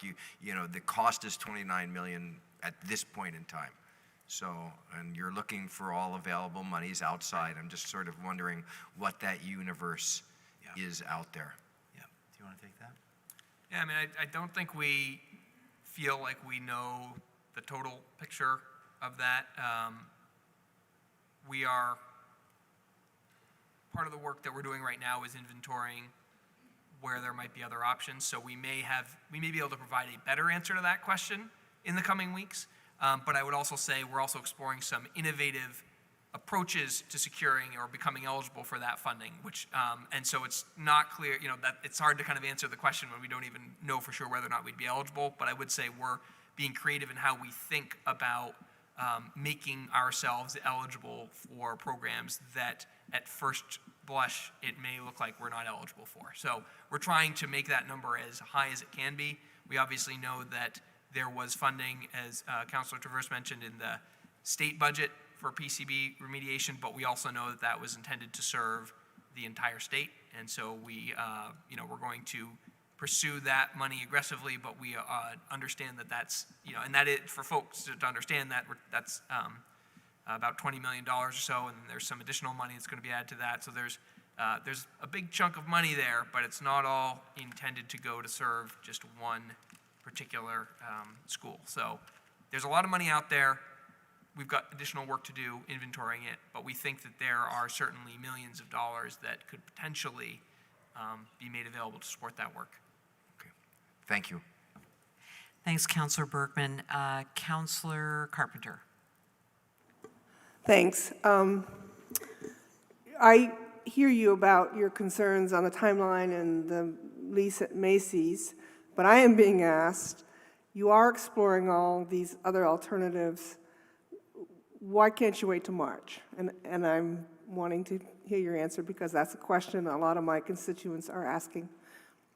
And would you have more clarity by waiting till March? Waiting till March, by waiting till March, we lose a year on the project. So, and also we compete against ourselves in March. So I think March is it doesn't make sense for us to push back to March. We have a clear picture of the cost of the program, and we believe, although we're open to thoughts and feedback genuinely about that, we do believe that November is the right time. Can you explain the year? I understand construction periods because I've been involved with development, but how did you get from 4 months to a year? So in essence, we need, if we can achieve our aggressive timeline, we're talking about beginning some of that demolition kind of toward the end of this year, like roughly December potentially. If we're not able to even begin that work until late spring, then it probably precludes any sort of meaningful construction for the entire construction season to follow. So that would almost certainly mean that we would not be able to hit our August 2025 opening target date. Okay, thank you. You all set, Councilor Carpenter? Yes. Okay, great. Thank you, Councilor Shannon. Thank you, President Paul. And thank you, Superintendent Flanagan, for everything you have done for Burlington. And as has been said before, I know it was all unexpected. How could you have known? But all of you here have stepped up to the plate for this community in ways that, it's just impressive. And I think that the community appreciates you, and I know I really appreciate each and every one of you. I see this as not a time for criticism of anything, but rather a time for us to work together to find the best solutions for our community and work collaboratively with you in doing that. And I also want to say, Mr. Lavery, I remember when you took this job, and I remember that there were, I believe, 5 financial directors in 5 years prior to you. And this stability, I don't know what we would do if we were in the situation we're in now, and we did not have the stability that you have brought throughout this long process and prior to this process, and the straight answers and good information that you always give us. So thank you sincerely for that. My question is about school, and I don't know if you can answer this. It may be complicated, it may not be worth answering on the floor, and if you want to get back to me to answer in writing, that's fine too. But my understanding is that school finance is now shared throughout the state. And there is some obscure relationship between our budgets and what we pay in taxes. But all of our collective budgets of schools throughout the state are at some level a collective burden of the state education fund. And of the $150 million that are needed, well, actually 210, whatever the number happens to be, depending on how you look at it, what part of that burden will be borne by state taxpayers as opposed to local taxpayers? I'm going to let, obviously, Nathan take that question, but I want to take an quick opportunity just to go back to your first statement, because I think it's important to recognize the importance of partnership. And I have felt that from Council President Paul. We've been working very closely together, Mayor Weinberger and myself and our team. And from all of you, I've had the chance to meet one-on-one with many of you when I first came on. And we have a really amazing school board who has really asked the hard questions, pushed me, and also supported me, and pushed each other and supported each other. We're a really good team. And I think that I wanted you all to know that, because I think it's important as you're weighing kind of the feedback and what you're thinking. This is not a decision where we are today that has gotten, we haven't gotten here by just listening to the experts. We've had a lot of conversation about this to get to this point. And we've also been working really closely with Mayor Weinberger, and for me, that's incredibly important that we have that partnership, that we can be straight with each other, and that we get to a better place when we do that. So, thank you. So, the question about the state financing, this is really complicated. Thank you. Yeah, and thank you for those kind words, Councilor Shannon. If I recall correctly, the last time I was here, I think the feedback I received from you was more like, gee, I've started to get a little crotchety in my long tenure here, so I like the more positive assessment. But yeah, so you're right. It's a good thing my memory is not that good.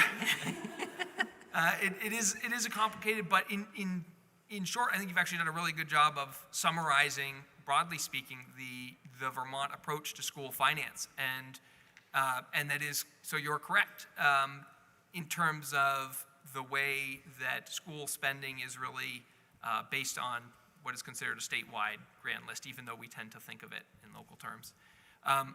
While I couldn't tell you with any confidence at this point kind of how much money or how much of the cost will be borne by non-Burlington-based taxpayers, I think it's fair to say that, I know it's fair to say that the answer is yes, some. Right? Exactly how much, I don't know, and I'm not sure that we would be able to quantify that precisely, although it's something we could take a stab at potentially down the road. But in short, that would be the case. Typically, Burlington as a community receives more education fund dollars than it contributes to the education fund, although we've been kind of around the middle point there where we could tip either way depending on things that I'm not actually sure most recently how we came out in that respect. But the other thing to understand is that the education fund is made up of money that is not just what we tend to think of as education property tax rates. There are other revenue sources into that fund that also support the spending that goes on across the state. So it is never just Burlington property or even income sensitized ratepayers who are paying for the full cost of education spending. There's other monies that go into that fund. Can I just follow up briefly? Sure. So is a capital bond any different than our regular budget in terms of how it's funded or its share of the statewide pool? It's not any different in the sense that the debt service to repay the bond would just be part of the budget and would be considered part of our total spending that we get from the education fund. There is an exclusion from any sort of penalty for excess spending. So the capital investments can be excluded from that. So we're not going to trip into the realm of excess spending on the basis of the fact that we're repaying a large bond. Can you give us any sense of whether it's a meaningful amount that is going to, and it's also changed because the school, the funding mechanism has changed more in our favor now? Yeah, absolutely. So I wouldn't be able to answer that with any precision today, but that'll be part, once we have the updated cost estimate, we will plan to bring kind of estimated tax scenarios back to describe our best guess of what type of impact there would be on taxpayers. You're right, it's complicated further by the change in the funding formula, although we think in a very positive way, obviously, for our community in that case.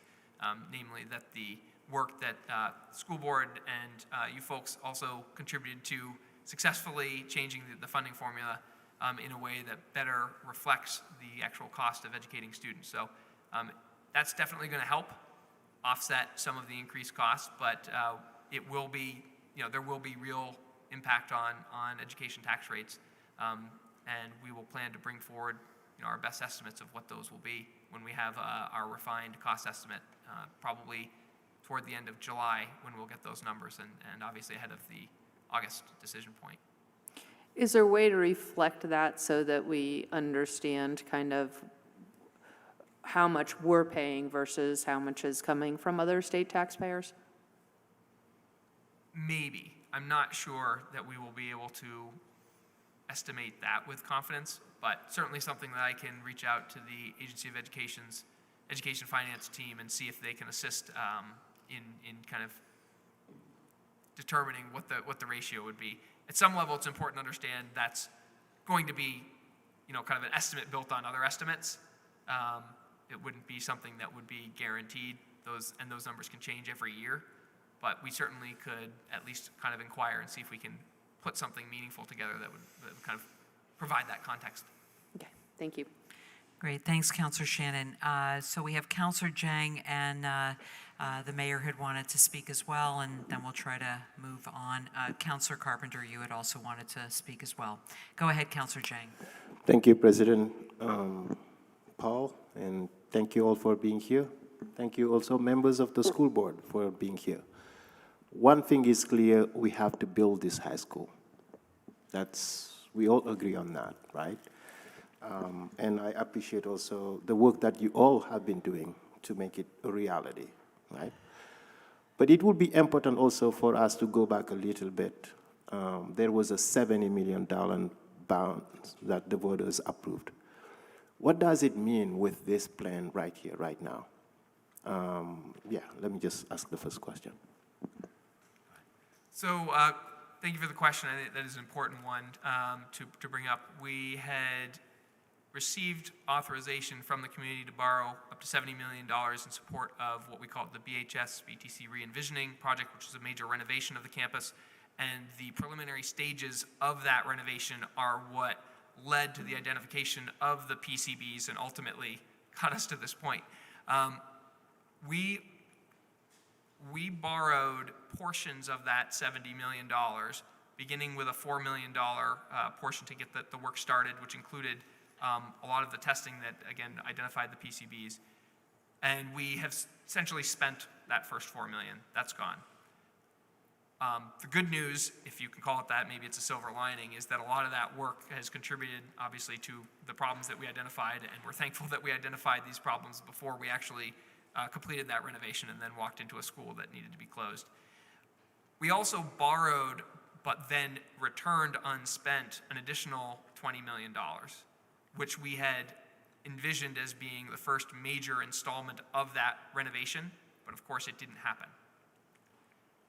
So there remains a large portion of that $70 million authorization, but it is our assessment that even if it was legally permissible to repurpose that authorization toward the new construction project, it didn't feel like a good faith bargain, so to speak, with our community.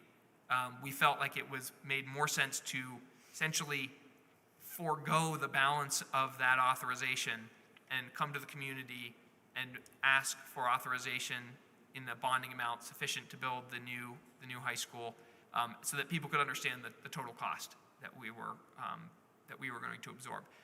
We know that that has created some confusion. We want to make that clear. We have not spent $70 million. By and large, we spent very little of that money. So, and we don't have any plans to spend any more of it. Right. Thank you for being open and transparent with the people. Thank you. I think it's a good indication that things this time around will be better. Just like what Council Bergman was talking about, I mean, his children attended the school here, 2 of them. I think then we have a way to raise those 15 millions with the alumni. Tell your kids ready that we're coming for them. But I also wanted to talk a little bit about I'm not criticizing anybody here, but from my perspective, this presentation is even premature, right? It doesn't seem we have a clear indication about net zero energy. Will it be included or no? How much? We don't know.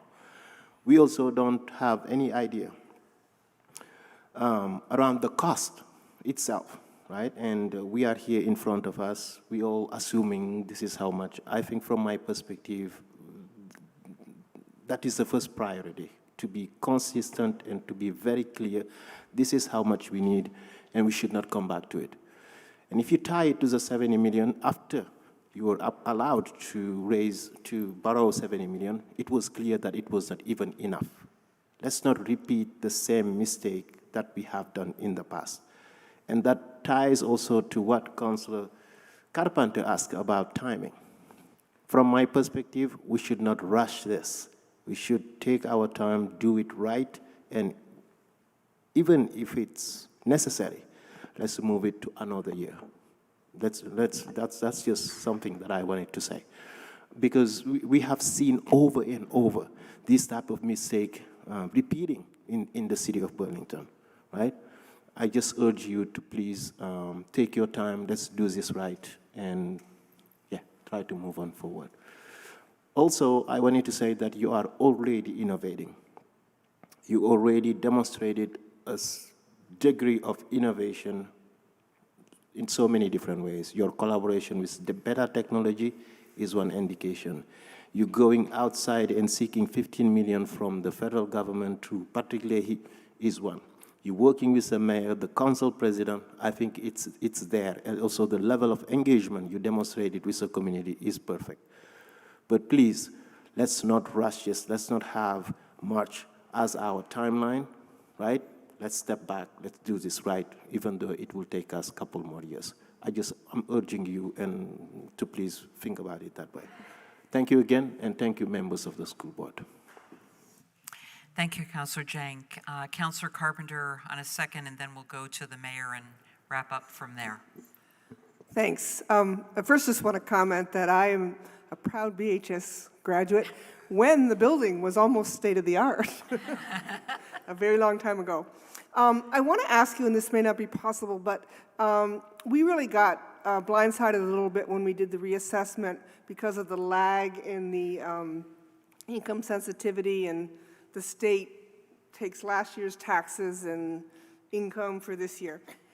If there's any way to work with the Department of Taxes to build a Burlington-focused portal like they have now, how you sort of enter your income, your taxes, your rate. And I know it's all going to be based on estimates, but I think that would go a long way with voters, because 150 million scares people to death. All things smoothed out, it may not be the level of tax increase that they're looking in their heads when you say 150 million. So if there's any way to sort of do that. I know you generally do that for tax increases sort of on a flat basis in a median house price, but if you could figure out a way to do it interactively, I would encourage us to do that. Did you want to comment back on that, or you just no, as it's an just, overall comment? I just think voters are going to want to see it in more detail, and because so much of our population is income sensitized, in Burlington in particular. That's a really important factor that people may have a hard time translating, particularly because we got blindsided this last year with the lag, and that's still sort of fresh in their heads. And we'll have new information this July 1, so it's just important that it all be processed together. Great, thanks, Councilor Carpenter. We'll go to the mayor. Thank you, President Paul.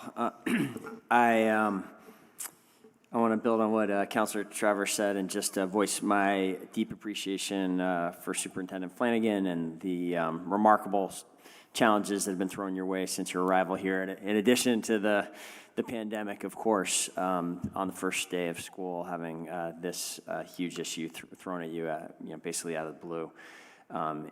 We are very fortunate to have had you in this role throughout this period, and I very much appreciate and share the sense of a partnership and the ability to have a close working relationship through this and be in frequent communication. What you're attempting to do is very hard, and I, from the 15-year career I had before sitting in this role, have just a deep kind of visceral sensation of how hard it is to pull off a complicated project like this that has as many variables and complicated issues involved in it as you do, and to do it while having not only having to work with an elected board, and I want to extend my compliments to the board for grappling. I know you guys have been spending time in executive sessions and really working with this. You all have to work through this together, and then you have to work with a council and a mayor and state regulators, and this is just a tough thing to do. And it's the complications, and you're doing it at a time of incredible volatility when prices and interest rates are as volatile as we've ever seen them. And this is a major challenge, and it's a major challenge with huge implications for our kids that we all feel incredibly passionately and committed to delivering for our kids. Certainly, it pains me that my oldest daughter will not get to go to this school. I'm sure, committed to making sure that my 8-year-old daughter does see this and does enjoy the full benefits, and that as many of the kids in this community as possible benefit from this, and that includes the kids that for sure that will get a technical education. I am absolutely with Councilor Bergman and others in thinking that the tech center is a critical part of this project for the many, many students, maybe the majority of students, whether or not they all avail themselves or not, that learn best through experiential education. I think the tech center is really where that happens most directly in our community. And the fact that we have such a resource here in Burlington is incredibly important for our kids. It's important for our employers, and we got to get that done too. I do think it is important, and I guess to make sure, as I see my role in part in recognizing and giving voice to the fact that this project has implications for our other community interests as well. At the $150 million level that you're projecting up there, even if we're able to hold that and not go to the potentially higher level that I hear you cautioning we may have to ask for, we would already be in position of allocating about 2/3 of what we've kind of agreed upon as through our 2018 joint debt policy is sort of the bonding capacity that we seek to stay within. It would actually exceed that somewhat and mean that 2/3 of our capacity is dedicated to the district, with about 75% of that to this project. And if that's what we have to do, we have to do it. And I'll be out there fighting side by side with you guys to make sure we make the case fully to the voters that that's what we need to spend. It is, I think, our obligation also to make sure we're not asking voters for more resources than are needed to deliver this essential project. And I have been asking a lot of questions about that. I've been very engaged in that. I've been particularly engaged, I'll share with my colleagues and the public, I've been particularly engaged around the environmental issues at the site. These environmental issues have already burned us once terribly, and I think it's important for us all to recognize we're not done with that yet. That the contaminants are still sitting there and they represent great regulatory uncertainty and risk on exactly how this project is going to unfold. And so I have been asking a lot of questions about that $29 million part of the plan that really, as I think you stated, Superintendent Flanagan, really just got squarely added to the project with the April decision. And as recently as this Friday, the superintendent and I and the chair of the board and others spent a couple hours grappling with the details of this and its implications. I mostly I guess want to just close by saying I'm committed to working through this critical period with you. We've got to get to, I don't think we should, I certainly support the goal of the importance of getting this new building in place as quickly as possible. I appreciate and respect you setting an ambitious, firm timeline out there and trying to hold everyone to it, whether it's your design team or me and the council. It'd be very easy just to let this project drift and drift and drift, and we can't do that. At the same time, Councilor Jang is on to, we got to get it right, and we got to work through this critical period to try to get it right. I'm committed to doing that with you. I'm committed to finding a way to bring forward a bonding plan by the August meeting that I can fully support and that gets us a new BHS BTC that is the right project for our students. It's the right project for the city, and it's the right project for this community. I know we can do it, and I'm committed to working to get there with you. Thanks very much, Mayor Weinberger. I don't believe there's anyone else. Been a wonderful conversation, and we'll look forward to July 18th and other meetings to come, and then discussing next steps. So thank you very much to Superintendent Flanagan, Finance Director Lavery, your team, Chair Claire Wall, the entire school board who is here. Also wanted to acknowledge that there is a commissioner who is one of the attendees from Ward 8, Commissioner Almagali, who has joined us, just not here physically. Thank you all very, very much, and our apologies for keeping you waiting as long as we have. Thank you for having us. We appreciate it. Thank you. See you soon.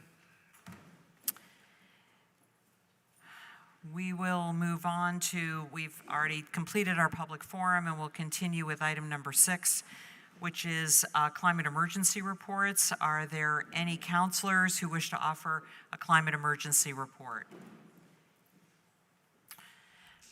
Seeing, I'm so sorry. Counselor Hanson, go ahead, please. Sorry that we've been in other conversations so long, I didn't have time to gather my thoughts, but I'll follow up on this. But there's a growing movement happening right now where municipalities are banning new gas stations. It looks like Council President has heard of this. And so I'll follow up with more information, but I think it's an important step and potentially a relatively simple step that we could take towards the climate emergency. So look forward to further discussions on that. Great, thank you. Any others? Seeing none, we will move on to our next item, which is the consent agenda. Is there a motion to move the consent agenda and take the actions indicated? Made by Councilor Carpenter, seconded by Councilor Hightower. Is there any discussion on the consent agenda? Yes. I just need to note my recusal from item 7.26. Great, thank you, Councilor Travers, and I'll also note my recusal of item 7.20 due to a professional conflict. Is there any other discussion on the motion? Seeing none, all those in favor of the consent agenda and taking the actions indicated, please say aye. Aye. Aye. Any opposed? We've approved our consent agenda. It's now 9:06, 9:07, and before we move on to the deliberative agenda, we'll recess the City Council meeting at this hour and go to the Local Control Commission meeting and give everyone a chance to get to that, that agenda.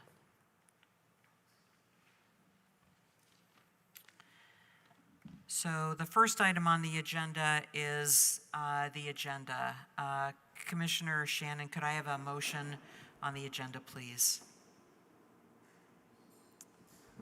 Move to adopt the agenda as amended. Add to the agenda item 2.06, first-class liquor license application, Asiana Noodle House, 88 Church, with the action to approve with all standard conditions.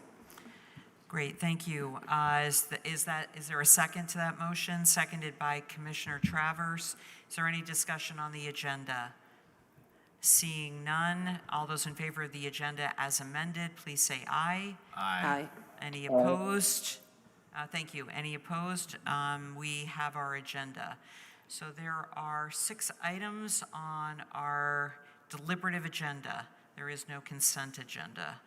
The first item is item 2.01, which is a first and third class liquor license application for Apon Opco LLC, doing business as Nectar's at 188 Church Street. Commissioner Shannon. Move to approve the 2022-2023 first and third class liquor license applications for Apon Opco, doing business as Nectar's at 188 Main Street, contingent upon fire marshal approval and with all standard conditions. Thank you, Commissioner Shannon. Seconded by Commissioner Hanson. Is there any discussion? I believe the applicant was online. Let me just look for a minute and see. They are online. I don't know. So we do have the applicant online. I don't know if there was anything you wanted to add. I've enabled your microphone if you'd like to speak. No, Chair, everything's fine. Thank you. Okay, great. Thank you very much. Thanks for being here. Is there any discussion on the motion? Seeing none, all those in favor of the motion, please say aye. Aye. Any opposed? The motion passes. The second item on our agenda is item 2.02, which is a first and third class liquor license application for Santiago's LLC. Commissioner Shannon, if I could have a motion. Move to approve the 2022-2023 first and third class liquor license applications for Santiago's LLC, doing business as Santiago's at 3 Main Street, with the following conditions: contingent upon the fire marshal approval, all city permits need to be closed out, and with all standard conditions. Thank you very much. Is there a second to that motion? Seconded by Commissioner Hanson. Is there any discussion? I don't believe the applicant, the applicant is here. Did you want to, this is an opportunity if you wanted to say anything, or?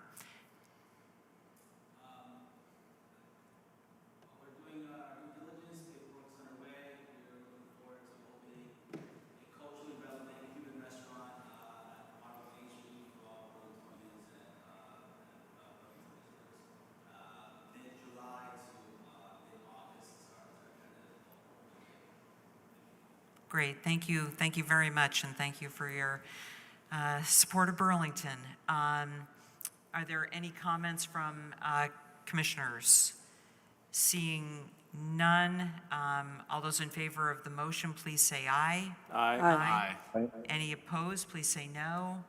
That motion passes. Thank you again, and thanks for being here. Our next item is an item 2.0, this is 2.03, oh yes, 2.03, which is an outside consumption permit application, again for Santiago LLC. Commissioner Shannon, if I could have a motion, please. Move to approve the 2022-2023 outside consumption permit application for Santiago's LLC, doing business as Santiago's at 3 Main Street, with the following condition: all city permits need to be closed out. Thank you, Commissioner Shannon. Is there a second to that motion? Seconded by Commissioner Hanson. Any discussion on the motion? Seeing none, all those in favor of the motion, please say aye. Aye. Any opposed? Please say no. That motion passes. We have two more outside consumption permit applications. The first is item 2.04, which is an outside consumption permit application for El Cortillo at 189 Bank Street. Commissioner Shannon, if I could have a motion, please. Move to approve the 2022-2023 outside consumption permit application for El Cortijo at 189 Bank Street. Thank you. Is there a second to that motion? Seconded by Commissioner Hanson. Is there any discussion on the motion, or is the applicant here? Okay. Seeing none, we'll go to a vote. All those in favor of the motion, please say aye. Aye. Any opposed, please say no. The motion passes. The other outdoor consumption permit is for Masala Ali Alahachi Indian Restaurant and Bar at 207 Colchester Avenue. Commissioner Shannon. Approve the 2022-2023 outside consumption permit application for Masala Alechi Restaurant and Bar at 207 Colchester Ave. Great, thank you so much. Seconded by Commissioner Hanson. Is there any discussion? Don't see the applicant here, and I did not see online. Seeing none, all those in favor of the motion, please say aye. Aye. Thank you. Any opposed, please say no. The motion passes. And our last item on the deliberative agenda is 2.06, which is a first-class liquor license renewal for Asiana Noodle Shop. Commissioner Shannon. Move to approve the 2022-2023 first-class liquor license renewal for Asiana Noodle Shop at 88 Church Street with all standard conditions. Thank you, Commissioner Shannon. Is there a second to that motion? Seconded by Commissioner Hanson. Is there any discussion? Don't see the applicant present or online. Seeing none, all those in favor of the motion, please say aye. Aye. Any opposed, please say no. The motion passes. Thank you so much, Commissioner Shannon, and to Commissioner Hanson for shepherding those license items for us. Seeing no other items on the Local Control Commission agenda, and without objection, we'll adjourn at 9:15, and we'll return to the recess council meeting.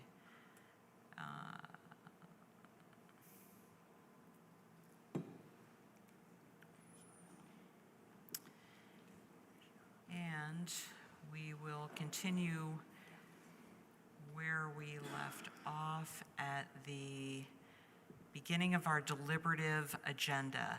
The first item on our agenda is item 8.01, which is an indoor entertainment permit application for Apon Opco doing business as Nectar's 188 Main Street. Councilor Shannon. Move to approve the 2022-2023 indoor entertainment permit application for Apon Opco doing business as Nectar's 188 Main Street with all standard conditions. Thank you, Councilor Shannon. Seconded by Councilor Hanson. Any discussion? Seeing none, all those in favor of the approval of this indoor entertainment permit application, please say aye. Aye. Any opposed, please say no. That motion passes. And we'll continue with the next item on our agenda, which is 8.02, an outdoor entertainment permit application for Main Street Landing at 1 Main Street. Councilor Shannon. Move to approve the 2022-2023 outdoor entertainment permit application for Main Street Landing, 1 Main Street, Suite 301, Thursdays between July 14th and September 1st from 5 p.m. to 7:30 p.m. Amplified music, yes. Dancing by patrons, hopefully. Hopefully? Hopefully. It's always important to have a little bit of comic relief, don't you think? I think so. I think so. Motion is made by Counselor Shannon, seconded by Counselor Hanson. All those in favor of this outdoor entertainment permit application for Main Street Landing, please say aye. Aye. Any opposed, please say no. Anyone going to dancing? Thank you so much. The motion passes, and we can then move on to item 8.03, which is a resolution, the ratification of a tentative agreement and authorization to execute a collective bargaining agreement between the City of Burlington and IBEW. Counselor McGee. Thank you, President Paul. I would move that we waive the reading and pass the resolution, and don't need the floor back after a second. Great. Motion has been made and seconded by Counselor Jang. The floor is open if there are any questions or comments from the council. Seeing none, were there any comments from the administration? Seeing none. Yes, Counselor Shannon. Just a very small point of order. I think the motion was intended to be adopt the resolution as opposed to pass the resolution. Oh, Thank you. that is absolutely correct. Thank you for that. So the motion is to waive the reading and adopt the resolution. We had a motion and a second, and Mayor Weinberger, did you?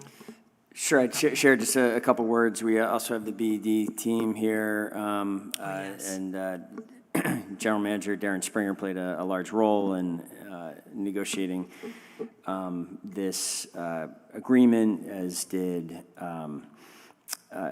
CAO Catherine Shad and Karen Durfee, our HR director, and a variety of attorneys, I think most significantly Justin St. James. And this is a really important agreement and a good agreement. We, as the council is aware, the public may be aware, we are in the midst of negotiating collective bargaining agreements with all 4 of our bargaining units, and this is the first of the 4 that we are bringing forward for ratification. IBEW has, throughout my time, I will say, been a really a union that has consistently partnered with the administration, worked through problems, resolved, changing when we've had challenges that have come up and need to be resolved. We've been able to do that, and I think I certainly welcome the way in which we were to work in a really volatile time, as I was mentioning before, when such uncertain economic times, come to an agreement and do so quickly on terms that I think they feel good about, and which certainly we feel are fair and fair, good terms for ratepayers as well. So hope we'll have the council's strong support tonight, and hope that the ratification of this first agreement bodes well for the remaining work ahead with the 3 remaining bargaining units. Great, thanks, Mayor.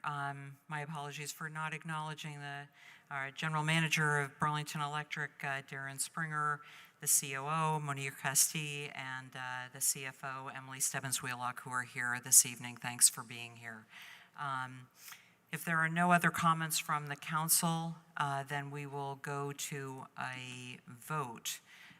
All those in favor of the ratification of the tentative agreement and authorization to execute the collective bargaining agreement between the City of Burlington and IBEW, please say aye. Aye. Aye. Any opposed? That motion passes unanimously. Thank you so much for all your work, and to the others on the city team for their efforts. We will move on to the next item, which is 8.04, a communication Boards and Commissions Selection Committee, the 2022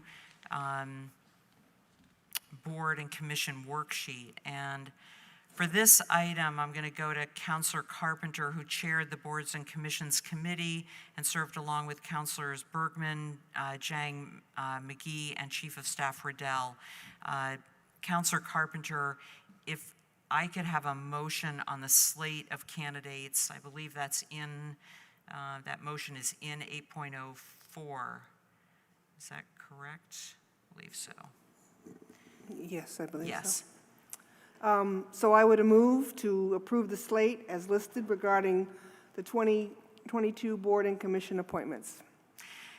Thank you. If we could have a second to that motion, seconded by Counselor Hightower. Counselor Carpenter, if you could maybe give the public an overview of the work that you and the committee did to get us to this slate, and then if you could read from the worksheet the commission and board appointments that are part of the motion that's listed in items 8.05 through 8.15 on our agenda, please. Surely, thank you. First off, I want to thank my fellow committee members, Councilor Jang, Councilor McGee, Councilor Bergman, Chief of Staff Riddell, for participating. It was a great process, very collaborative. We had tons of applicants. I probably should have counted how many there were, but we had a lot. And we worked long and hard on 2 different meetings, reviewing the resumes or applications of the potential applicants, looked at where we had openings, some with competition, some without, but I think did a really thorough vetting process. I do want to say there's a lot of talent out here in the city, and for those that this year we could not offer you a position, there is next year. So keep looking at our boards and commission vacancies. Let us know, or your counselor know, of interest that you have in the future, because we really welcome your participation. And we had, as I said, lots of applicants and good applicants. So please keep up your interest.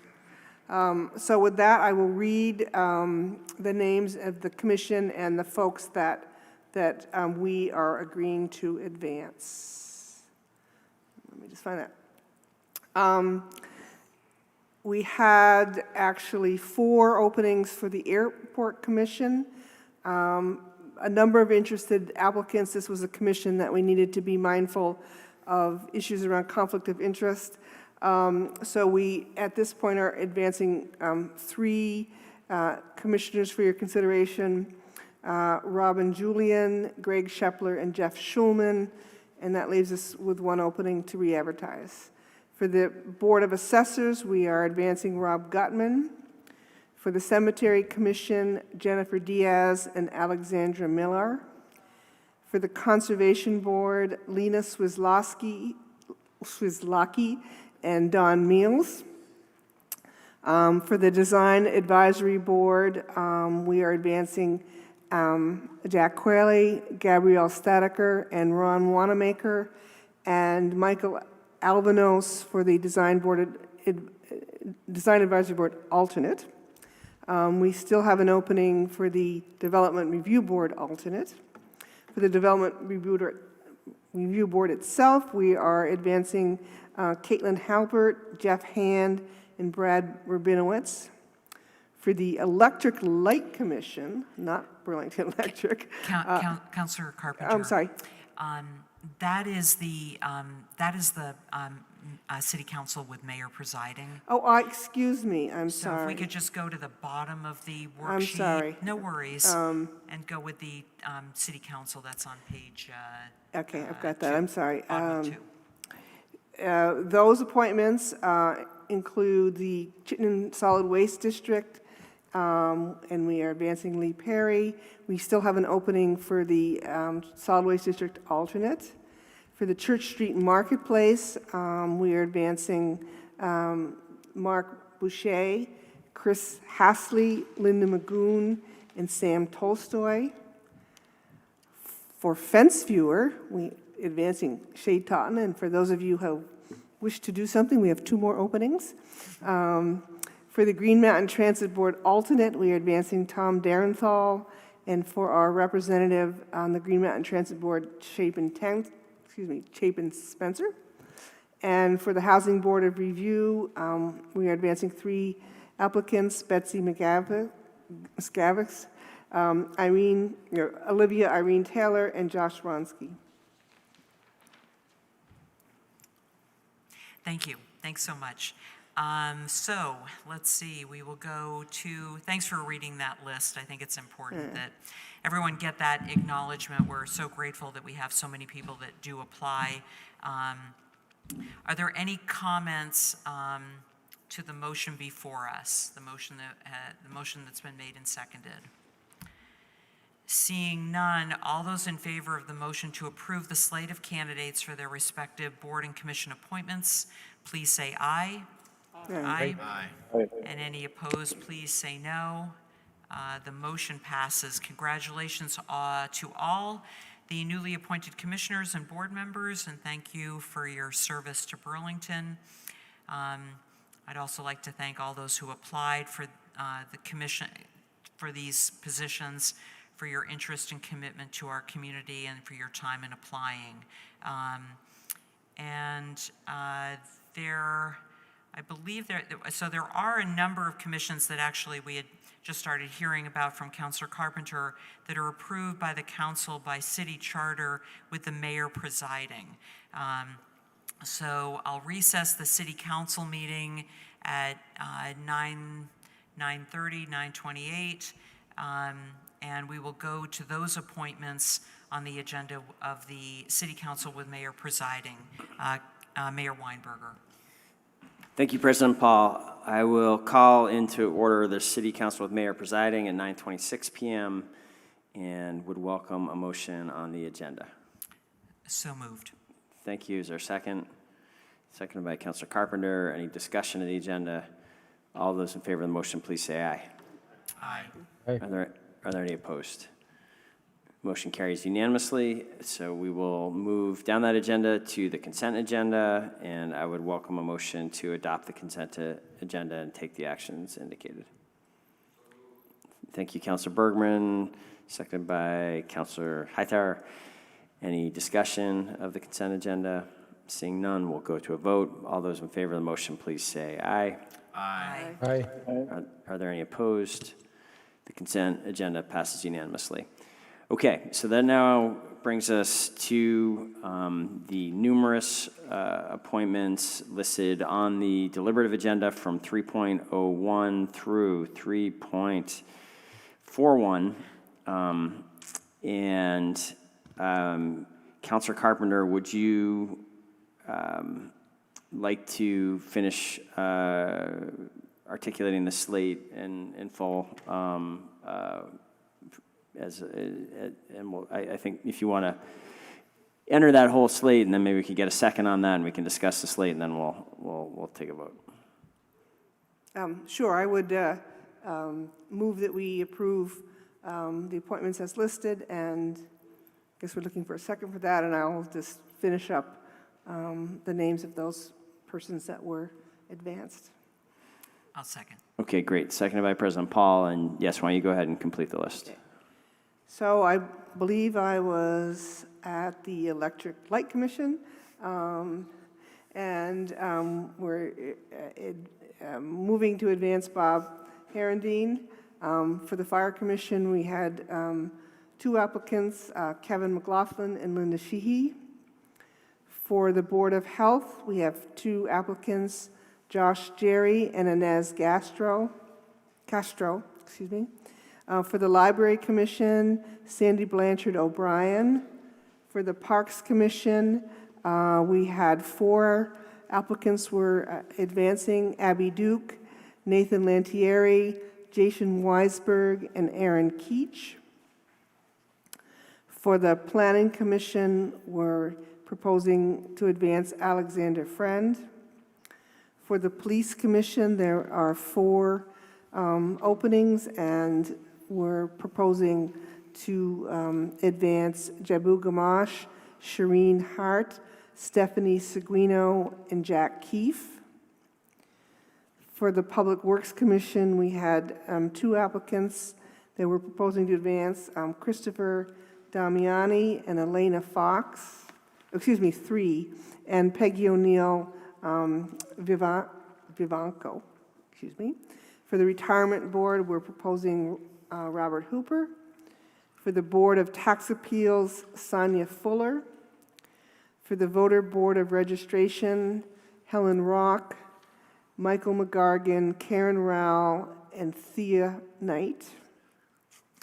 We have still have a number of vacancies for the Vehicle for Hire Licensing Board, but we want to advance Jonas Jamil for that, one of those board slots.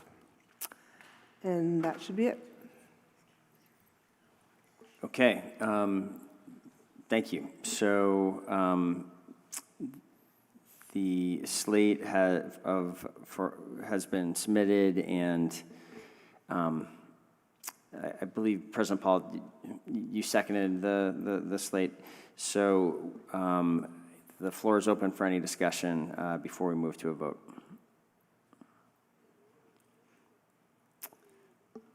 Okay.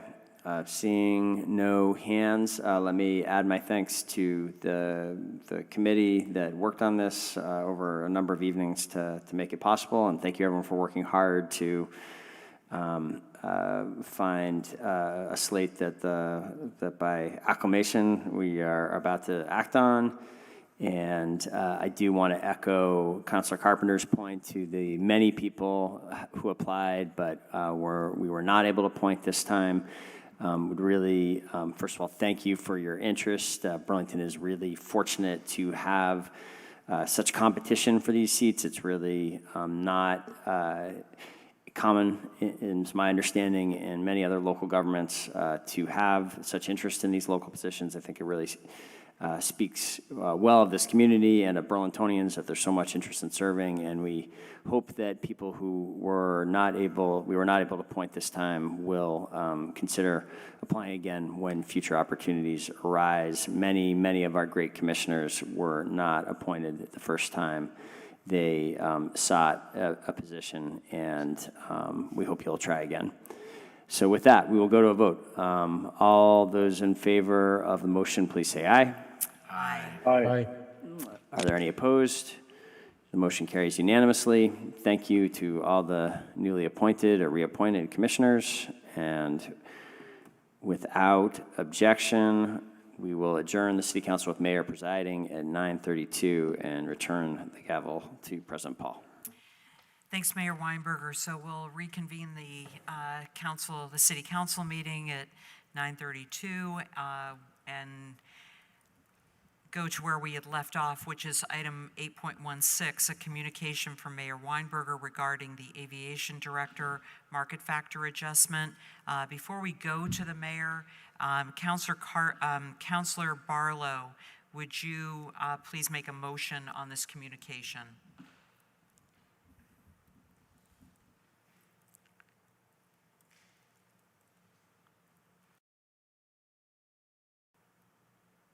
Oh, did he freeze up? No. It's all right. Sorry, President Paul. No worries. I'm just going through all of these. Can you remind me what agenda item it is? Agenda item 8.16. I know there's a lot of them out there. Right, thank you. Sure. Take your time. Okay, I will move to authorize and approve the reclassification of the position of Aviation Director consistent with the market factor compensation range of $138,168 to $196,879. Barlow, is there a second to that motion? Seconded by Councilor Travers. So we have a motion and a second, and we'll go to the mayor who can offer some comments on this adjustment. Thank you, President Paul. And thank you, Councilor Barlow, for making this motion. We are seeking action from the council tonight on this adjustment to the Aviation Director Aviation Director compensation so that we can continue With the search process that is underway and that is broad in scope, we are advertising nationally, and we do believe, and this study has confirmed, that we are currently out of market, and this adjustment would bring us back up to be competitive with other like airports, and and the hope is to strengthen and diversify the pool of candidates that we receive. We have received some candidates to date, but it's a small pool, and we seek the council's support in broadening that pool and doing right by this important Burlington institution. Thank you, Mayor Weinberger. Are there any comments or questions from the council? Councilor Hanson, to be followed by Councilor Bergman. Thanks. Yeah, normally I think just looking at this range and how high it is and comparing it to other city employees, normally this would make me uncomfortable, but I do think this is different in the sense that this isn't a taxpayer-funded position. This is funded through airport revenue, so I do view it differently, and I'll be voting yes on this. Thanks. Thank you, Councilor Hanson. Councilor Bergman? Well, I am continue to be upset by the growing inequality of wealth, and I continue to not be greatly supportive of increasing executive compensation, and $200,000 is a pretty penny. So I understand that when you look at what we're doing, it's only increases of about $20,000 when all is said and done. So I know that is not a huge amount relative to a lot of pay. It is a huge amount for normal working people, and consistent with other times I've had the opportunity to deal with executive pay, I am not in favor of this, and will be voting no. Thank you, Councilor Bergman. Are there others? Councilor Jang? Thank you, President Paul. I mean, I share those sentiments, but I do believe that now the airport is transforming into a rate that we will not be able to control. And we just talked about beta technology expanding. We will be making airplanes right here. And I think just that aspect, because this new manager will be able to have a greater field to basically manage. And from this perspective, I definitely do support this. And hopefully, let's see more new and great people from around the nation will consider applying and participating in what's happening at the airport right now. I support this. Thank you. Thanks, Councilor Jang. Are there other councilors that have comments or questions? Seeing none, we'll go to a vote. All those in favor of the motion to authorize and approve,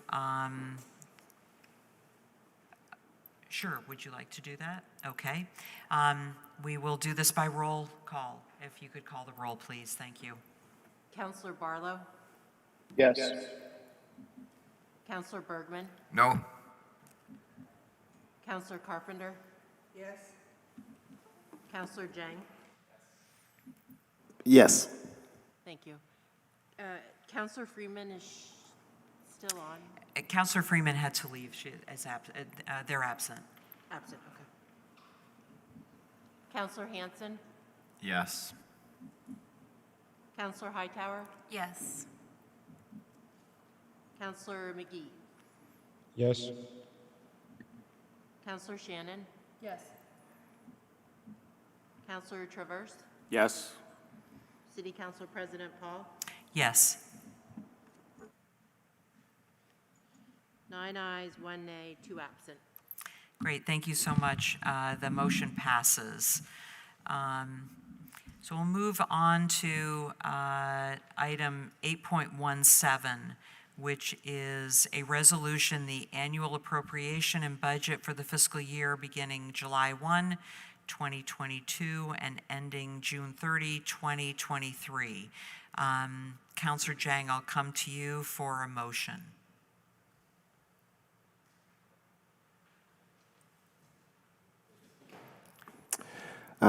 Thank you, President. Yes, I want to make the motion as indicated on board doc. Simple. And I don't need the floor back. Great. Thank you, Counselor Jang. Motion has been made to waive the reading and adopt the resolution. Is there a second to that motion? Seconded by Counselor Carpenter. As Counselor Jang did not want the floor back, are there others who wish to speak to this before we go to the administration? Or we can go to the administration first. Are there counselors who wish to speak to this resolution?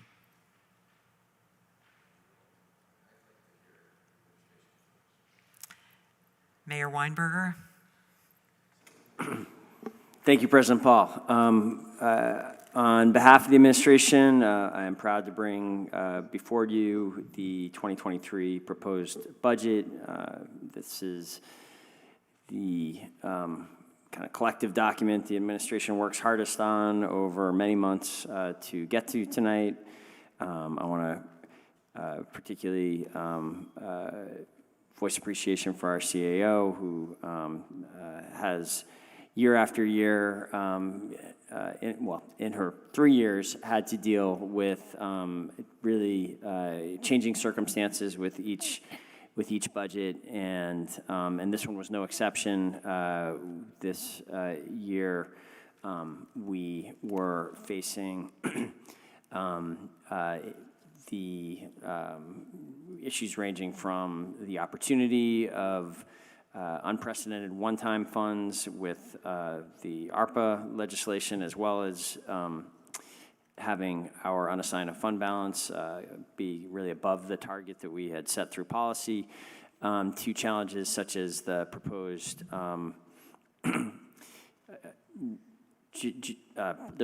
general city tax increase not meeting the approval of voters and having to respond to that. And out of that has come through a lot of hard work and a lot of collaboration with the Board of Finance and with counselors over, I believe, 10 budget meetings from April through recent days in June, has resulted in a budget that I think we should all be proud of. Certainly one that, of my 11 budgets, I think is one of the most impactful budgets, and one that I hope will earn the council's strong support tonight.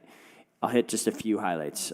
First of all, there is substantial new investment in public safety in this budget.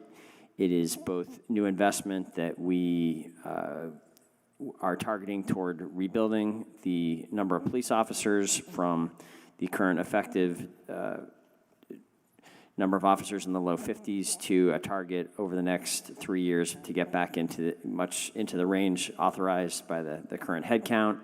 And it also includes substantial new investments building on the other investments of recent years to further expand alternative public safety resources, expanding our number of CSOs from the current number of hired CSOs of 8 to 12, doubling the number of budgeted community service liaisons, and putting in place funding that we hope will leverage, that we are planning to leverage, working with the state, a new crisis response model. This budget also has substantial funding for addressing the climate emergency. We will be able to continue with this year's budget the green stimulus incentives that have played a significant role in changing the trajectory of the adoption of electric vehicles and cold climate heat pumps in this community. We will continue to build out the infrastructure necessary for electrifying everything and pursuing our net zero goals. We also have funding in this budget for BD to continue its work towards what we hope will be another milestone infrastructure investment this fall of a district energy system. There's new funding in this budget for expanding our recharging stations, public recharging stations. And there continues to be substantial investment in the city's vehicle and vehicle fleet and buildings, including $250,000 of energy efficiency improvements at the Burlington Airport as part of a planned effort that you will be hearing more about in the coming months to move that facility towards our net zero goals as well. Beyond that, there's also major, again, investment in public infrastructure. We will continue our historic level of investments in sidewalks, replacing more than 3 miles of sidewalks, a tripling over historic levels. We will be continuing to make investments in the traffic calming and other neighborhood level improvements. There is substantial funds in this project for matching funds that will help us leverage or continue to leverage major federal investments in this community, whether that's the Shelburne Road Rotary or the Champlain Parkway or some of our other new sidewalk projects. And there is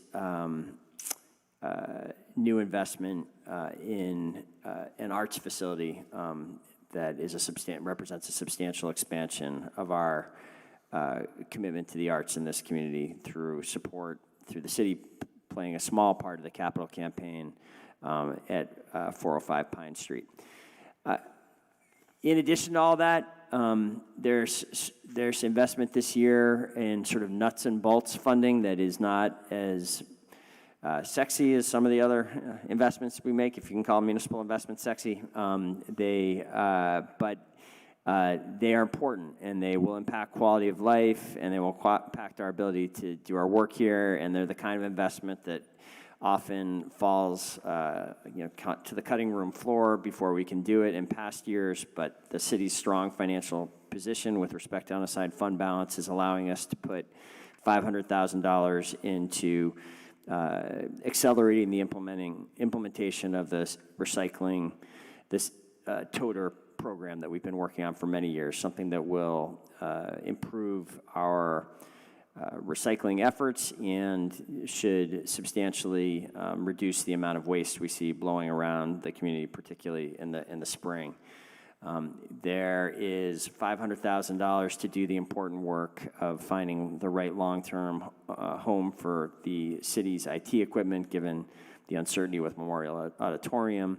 There's $520,000 of capital investments in city parks, cemeteries, and public buildings on a whole range of projects that we have not been able to fund in the past, but will be able to support this year, and more. And I will close there and just say I think it's important, especially after the challenges we faced with the reappraisal last year, while also voters can expect about a 4% overall reduction in their property tax bills as a result of the combined impacts, really the reduction being driven by the changes in the school taxation this year as a result of decisions in Montpelier, and while having another year with the reappraisal done and the CLA adjustment, which does help with the way the tax is calculated there. So for many properties. So with that, I'd be happy to answer any questions, although hopefully we've answered all of the questions about this budget over recent months, and do ask for the council's strong support of this proposal so that we can go out and do the people's work with these resources in the year ahead. Thank you, Mayor Weinberger. Are there counselors? Now there are. Counselor Bergman. Well, first I want to thank the mayor and CAO Shad and the rest of the administration for working with us. This is, I think, a good budget with regard to a number of things. I would say a very good budget. You've got a TDM study.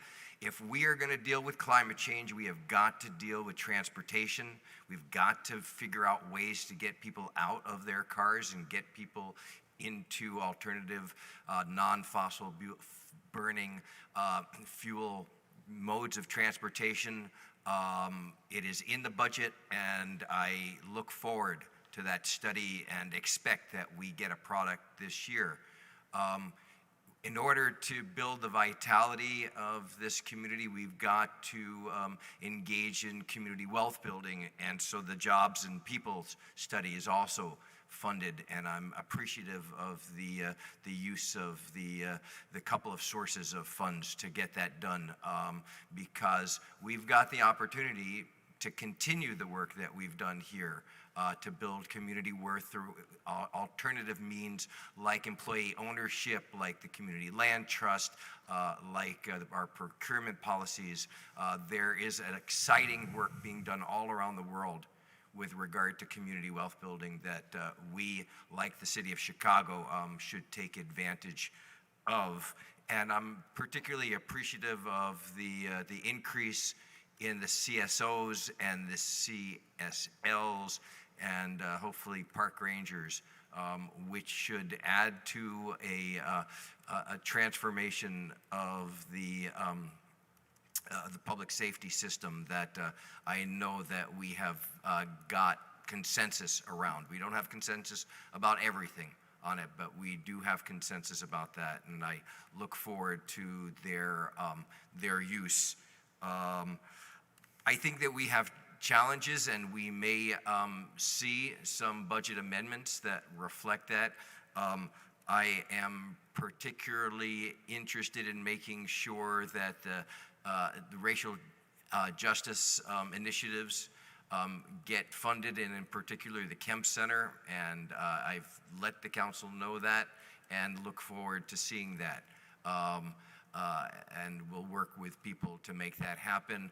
I believe that the CAHOOTS system needs to be stood up, and I hope that we can get other people's money to help us do that, but I can envision us being back here.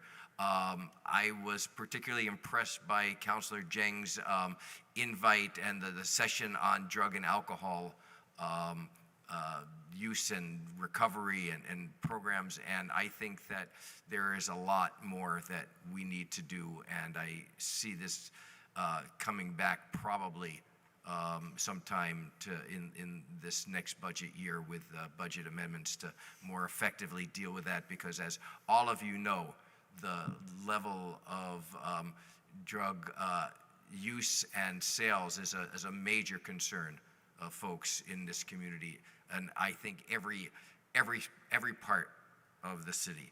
So let me just end by saying that I think that we've got some challenges over the next year to make sure that the use of that we can replace the ARPA funds with permanent funds for things like the RAIB and the reparations task force. And I look forward to us making sure that those are embedded and that we don't have to rely on federal funds to do that, because they are a major priority for me. But I will be supporting this budget, and I think that overall it's a decent one.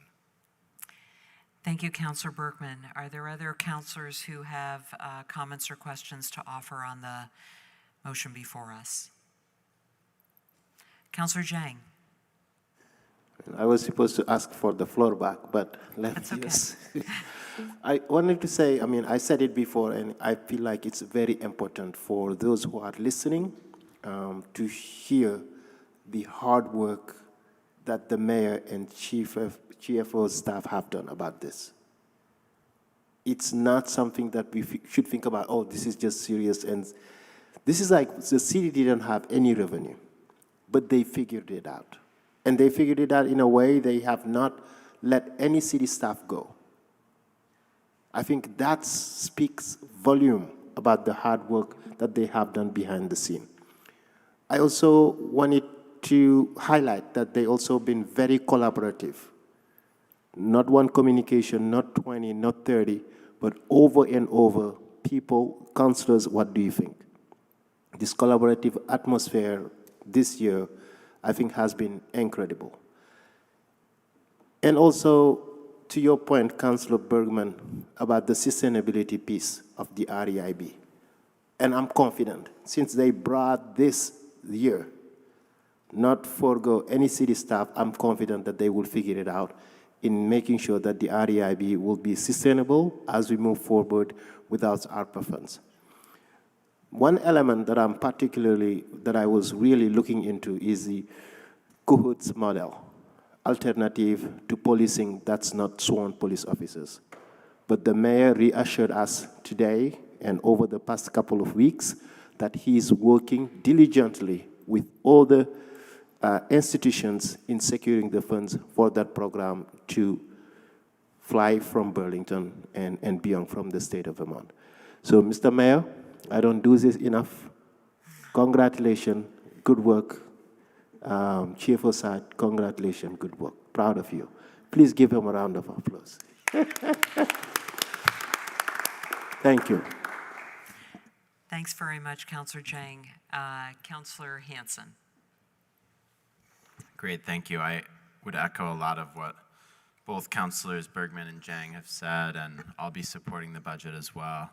On the climate emergency, I think one of my biggest concerns continues to be the staff capacity to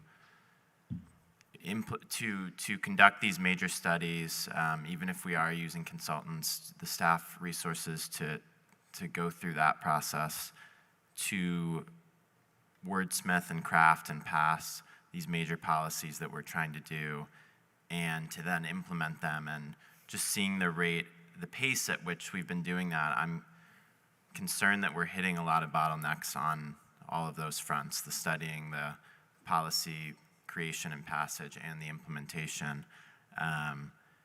And I really regret not playing a more active role in the budget and advocating more strongly for that. And I think I just want to, take this opportunity to redouble on a commitment to work with the council and administration to push on that front, because I think it's really critical. Thank you. Thanks, Councillor Hanson. Councillor McGee. Thank you, President Paul. I also want to begin by saying thank you to the mayor and the CAO for a very collaborative process. Being a new member of the Board of Finance, it was certainly challenging at times to get up to speed. And I'm just very grateful for the responsiveness of the administration in answering the many questions that I've had over the past couple of months. And, I'll be echoing some of the comments that others have already made, so I'll be brief here, but I just wanted to add my voice to the hopes that we'll be able to find funding in the near future to support the Kemp Center. I think that's crucial, and I think we need to make good on those promises to make investments in those racial justice initiatives. So looking forward to supporting that in the near future. I also want to comment on the administration's willingness to increase the number of CSOs and CSLs. I think we've seen some early success with those new positions, and I'm hopeful that we'll be able to continue to see those positions be successful and supplement our response with unarmed support staff. And in keeping with those goals, also to stand up the crisis response team quickly and hopefully with a diverse array of funding sources, and appreciate the administration's commitment to make sure that that happens in the next fiscal year, regardless of where those funding sources, what those ultimately end up being. I think we've seen across the country that programs like the crisis response team have been extremely successful, so much so that some municipalities have quintupled funding for similar programs. So I think, at a time like this, when we're facing so many crises, that the police department can't really be expected to address. I'm grateful that we're making these investments and look forward to supporting that in the future. So with that, I will just say thank you, and I look forward to supporting this budget. Thank you, Councillor McGee. Are there others who wish to comment on the budget? Seeing no other councillors wishing to speak, we will go to a vote. This is certainly an important, once a year, very consequential vote, and looks to hopefully be unanimous. All those in favor of the motion before us, please say aye. Aye. Aye. Any opposed? We have a budget, and we have a unanimous vote. Congratulations to the mayor. Congratulations and many thanks for all the hard work to CAO Shad, the entire clerk treasurer's team, department heads, all city employees that played a role, and also to the members of the Board of Finance and many other counselors who diligently attended and offered incredibly valuable input through this process. We did good here. We'll now be able to move on to item 8.18, which is a resolution, the annual tax assessment on the property grand list of the city for the fiscal year beginning July 1, 2022 and ending June 30 of 2023. Councillor Jang, I'll come to you for a motion, please.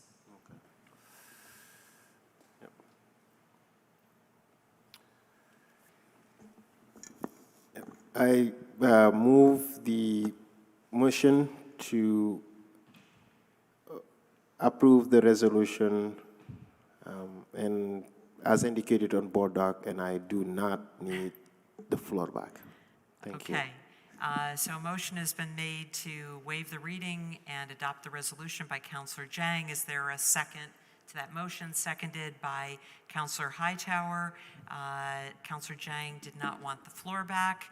Are there, don't know if I, perhaps maybe just for the benefit of the public who might be watching, if perhaps a little bit of an overview on what makes up the tax rate, and if you wanted to do that either for the mayor or the CAO. Happy to do so. As we have talked about in some of our Board of Finance meetings, the tax rate is actually made up of many tax rates. There is the general city tax rate, and then there are about 13 or 14 other rates, and you can find them listed in that budget resolution. But they're important things that this community values. There's such things as the housing trust. There's money for penny for parks. That's always a popular one, as well as really important capital expenses like street capital, highway, and open space. Then there's less glamorous things like debt service and retirement, and those are also important factors in our recommended tax rate. As the mayor mentioned, we are keeping the general city tax rate at the same rate as it was in FY22.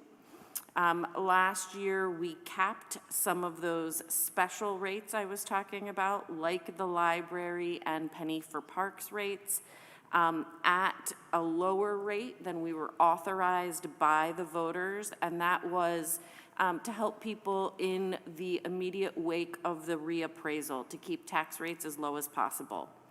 This year, we are fully funding those so that we can continue those important investments.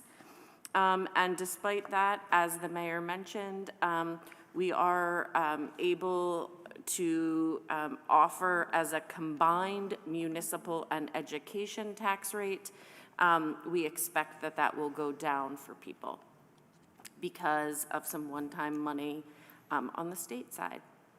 So unless there's any other questions, I think that concludes my 30-second tour of the tax rate. Thank you so much, CAO Shad. Were there any other comments or questions from the council?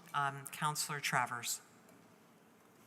Well, it's just my turn for a brief thanks, which is this time last year, I served as chair of the Parks Commission and came on behalf of the Parks Commission to ask for full funding for the Penny for Parks program, which was approved a number of years ago as a penny assessment for parks and has done a lot of good things for our community. I know last year we had some one-time funds available that made up some of the gap with some great improvements along the Greenway and down at Oak Ledge Park in particular.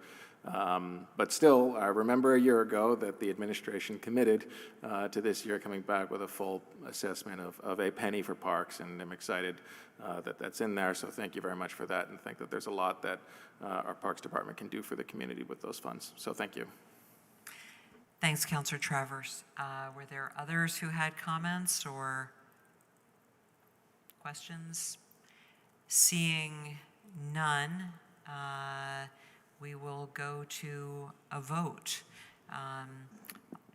All those in favor of the motion before us to approve the annual assessment on the property tax grand list of the city for the fiscal year beginning July 1, 2022 and ending June 30, 2023, please say aye. Aye. Aye. Aye. Any opposed? That motion passes unanimously. The next 5 items, which are 8.19, 820, 821, 822, and 823, are all regarding bonding and borrowing. And for a motion, I will go to Councilor McGee. Thank you, President Paul. Seeing as the items in agenda items 8.19 through 8.23 are substantially similar, I would move to suspend the rules to permit those items to be moved as a slate. Okay, so a motion has been made to suspend the rules and to permit those items to be moved as a slate. Is there a second to that motion? Seconded by Councilor Jang. That motion to suspend is not debatable, but it does require a 2/3 vote. So we will go to a vote. All those in favor of the motion to suspend the rules to permit these items to be moved as a slate, please say aye. Aye. Aye. Aye. Are there any opposed? So we have the 2/3, and with that, I will go back to Councilor McGee. Thank you, President Paul. I move to waive the reading and adopt the resolutions attached to agenda items 8.18 through 8.19 through 8.23 and do not need the floor back after a second. Okay, a motion has been made to waive the reading and adopt those resolutions, seconded by Councilor Jang. Are there, and you did not want the floor back, are there any comments or questions from the council? Seeing none, we will go to a vote. All those in favor of the motion to waive the reading and adopt the resolutions, 8.18 through 8.23, please say aye. Aye. Aye. Aye. Any opposed? That motion passes unanimously, and we have completed that section of our agenda. We have 2 more items on our deliberative agenda regarding short-term rentals. The first is item 8.24, an ordinance housing and taxes short-term rentals, BCO chapters 18 and section 21.3. I'll go to Councilor Travers. Thank you very much, President Paul. On the first item, I would move to waive the second reading and adopt the ordinance amendments in the form attached to Agenda Item 8.24 as BJT Amendment Ordinance Short-Term Rentals, Chapter 18 and Section 2131 revised for City Council 6/27/22 meeting, Version A, and would ask for the floor back with a second. Great. Thank you, Counselor Travers. Is there a second to that motion? Seconded by Counselor Carpenter. Counselor Travers, the floor is yours. Thank you very much, President Paul. Before moving into debate, I did speak to Counselor Shannon about this, as well as our parliamentarian, and obviously this piece is tied closely to the next agenda item, which we will be considering, which are proposed amendments to the Comprehensive Development Ordinance. And so my understanding, absent any objection from our parliamentarian, is that it would be germane for us to discuss both those items in tandem here, although if we need to turn to any amendments on the CDO, we would turn to that with the next agenda item. So just briefly, I haven't been on the council for long, but I recognize this council has been talking about this matter for long before I arrived here. I'm hopeful that we are on the brink of putting some regulatory framework into place and moving on from this item, while also keeping it in back of mind such that we have something in place that we can continue to work with and tweak as we move forward.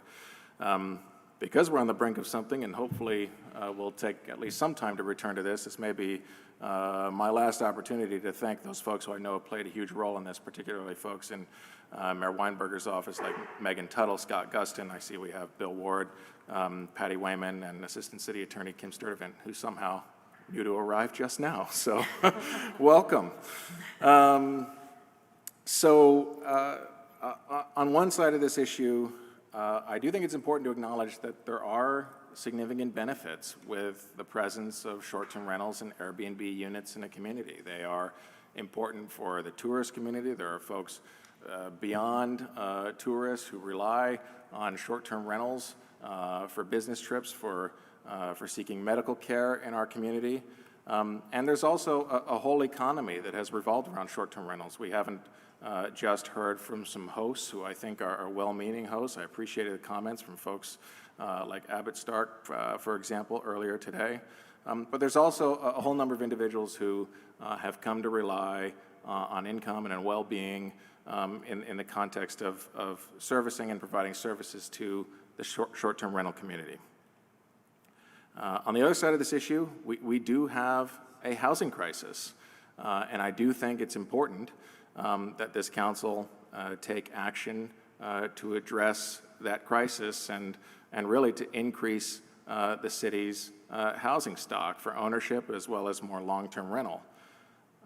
I'm mindful, though, that when we talk about short-term rentals, the data here shows that what we're talking about is 200 to 300 units, perhaps 1% of the city's housing stock. And while it's certainly important to be mindful of that, I have no illusion that regulation and restrictions around short-term rentals is going to be the fix for the housing crisis we're facing. If anything, I think the best thing we can do for the housing crisis is to take action on something tonight so that we can move to bigger issues that will have more impact, like the efforts that the mayor's office has started to undertake to rezone certain areas of the city to allow for additional housing options. I think we've gone over some of the pieces here, but just very briefly what this will accomplish. The regulations here would require that nearly all short-term rentals in the city would have to be connected to a host's primary residence. The host can either rent out their own primary residence or another unit within the same building or lot. Hosts would be limited to renting out one whole unit short-term rental. So the host could rent out their own primary residence or another unit on the same property, but not both. The regulation includes a number of tenant protections. There is language in here that if a host evicts a tenant Unfortunately, we had the just cause eviction language vetoed by the governor, but here we still have, I believe, an opportunity to say that if a host evicts a tenant for the purpose of converting a long-term unit to a short-term unit, or if they refuse to renew a lease over the tenant wanting to do it because they convert it to a short-term rental, that landlord would have to pay the tenant's relocation expenses, which would include not only their moving costs, but having to pay the security deposit at a new unit. We've heard a lot from neighbors who are concerned about short-term rentals. I do think that a lot of these regulations will take away the party house. It will also take away the folks who have really created a sort of Airbnb empires here, in that hosts would be limited to registering just one short-term rental themselves. But to address some of those neighbors' concerns, there's all sorts of minimum standards in here where hosts will now have to register a local emergency contact, an emergency and managing agent in Burlington. They will have to provide guests with emergency contact information for someone who's local during their stay. They'll have to provide guests a copy of our noise ordinance, among other protections. I do think, though, that the potential biggest change here and shift and benefit from the status quo that we have right now, which is to try to enforce our bed and breakfast regulations here, is that we have found a way to apply our gross receipts tax to Airbnbs and short-term rentals. And if the data we've seen here is correct, I believe this could generate in excess of an additional $400,000 a year for our housing trust fund for the development of more affordable housing, which I'm very excited about. I know folks probably have other comments here, but it is perhaps worth noting what's in the amended version, because the version that I've brought before you tonight is an amended version as opposed to what was passed out of the Ordinance Committee. And I want to thank Councilor Bergman in particular. I don't know if I have your vote yet, Councilor Bergman, but notwithstanding that, I greatly appreciate your efforts to make this a better piece of legislation. So there's language in here that puts additional limitations around the sunset provision for non-compliant units. There's language in here that, at Councilor Bergman's suggestion, which I think was a good one, requires a rental registry to include short-term rentals, where Bill Ward and Patty Wayman's offices will report back to this council with respect to that registry in coming years. There's language as well that makes clear that folks cannot find a way around these restrictions by registering multiple short-term rentals through multiple corporate entities. When we say one short-term rental per host, that's what it means, one short-term rental per host, and you can't find a way around that with additional LLCs.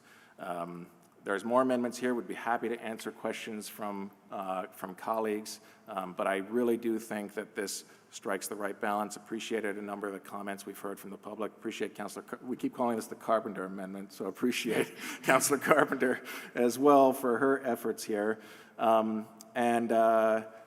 Before perhaps turning to discussion on the larger matter, some colleagues have suggested 2 additional amendments that I think we could probably deal with in relatively short order and then turn back to the underlying matter if that would be in order at this point in time, President Paul. Oh, so you have other amendments that are not in this amended version? Correct. There's 2 Are they small amendments that are not in writing, but I could certainly address folks to where it is, and I do think that they are hopefully non-controversial such that we could deal with them and then turn back to the underlying matter. Yeah, if they're pretty small, I mean, usually we try to do these things in writing, but if they're relatively small, then we'll certainly try to do that. What is this is on the, what line are you referring to? Right, so on line 150, I believe.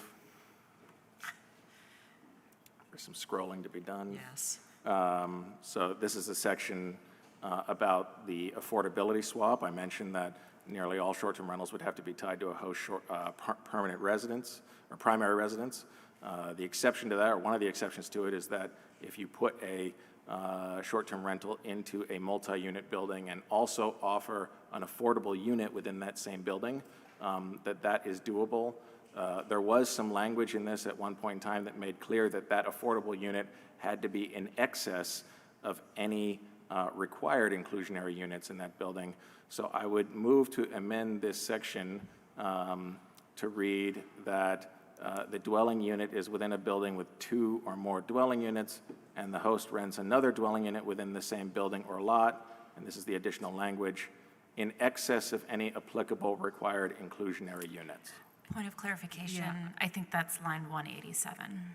Okay. Oh, okay, I'm not, because I'm not seeing it, so let's go Thank you, to line Councilor 80. Hightower. Let's go to line 187. So line 187 starts with the word rents, another dwelling unit. And where is the? Point of order, Yeah. I think that the confusion is that the document was the word that was introduced was the Word document with the beginning BJT amendment and not the one that was posted on, unless I'm mistaken. So is that? That's a good question, Councilor Bergman. I mean, I have the one that says BJT amendment in front of me. I'm just not really sure exactly where. My point of order relates to the fact that that document, it would appear that Councilor Travers was correct in terms of bringing it to the 150 through 153 section. I think it's if you accepted the changes or not. If you accepted the changes. I didn't. Which I didn't. I didn't. So. Well, in any event, I mean, we could be clear about it. It's under section 1815, subsection F. Yes. And then subsection 3. Yeah. And then little 2. It says the dwelling unit is within a building with 2 or more dwelling units, and the host rents another dwelling unit. And then it's the added language, which is within the same building or lot, comma, in excess of any applicable required inclusionary units is the additional language. So that would be the motion to amend what's before us to add that language. And I do have it in writing. Okay, so is everyone clear where we're talking? Okay, so it depends now that I now understand why it is that we're all looking on at different versions, and that's because it depends on whether or not you've accepted all the changes, which I know I personally did not. I just simply opened this. It is line 187 if you have not accepted the changes, and I guess it's line 151 or 150 for those who have. I don't know. I think we should all know exactly what we're voting on here. Is there any chance that maybe if you take just a couple of minutes that you might be able to just send those changes to Lori? Sure. Okay. I do have it in writing. Okay. All right. and I'll So do that. we'll give it a couple of minutes here. If anybody wants to stand up, we'll take a recess for 3 minutes so that we can all stand up if you'd like. Okay. Except the person who's typing. And I sent that.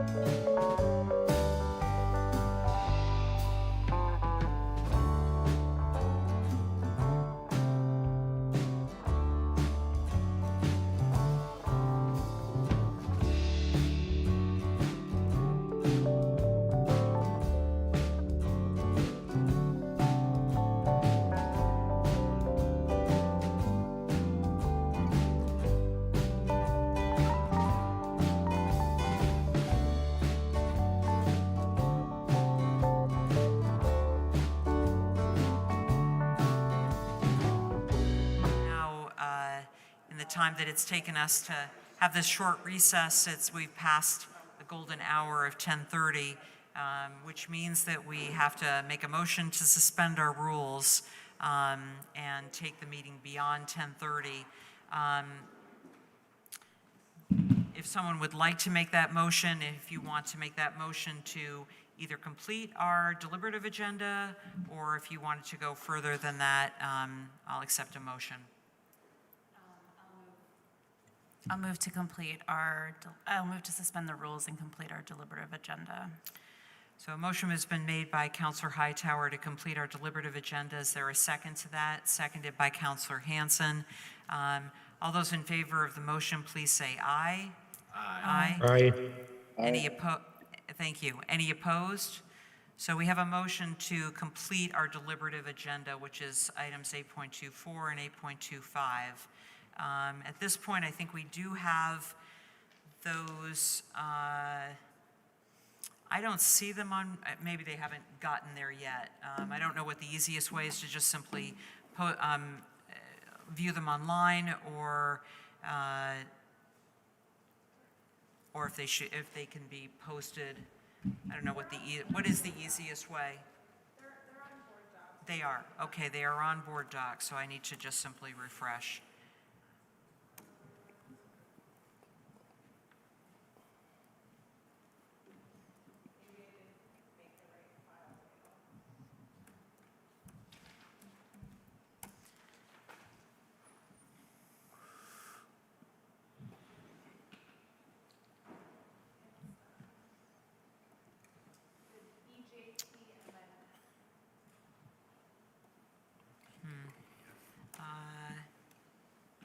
I don't see that.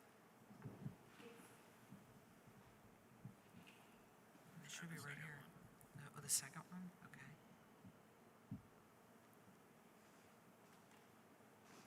Right there?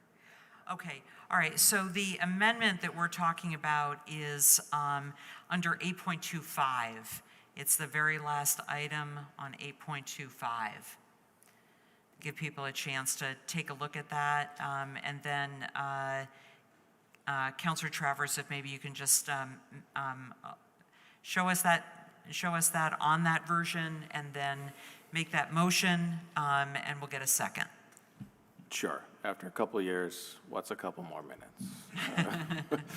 So thank you for your time.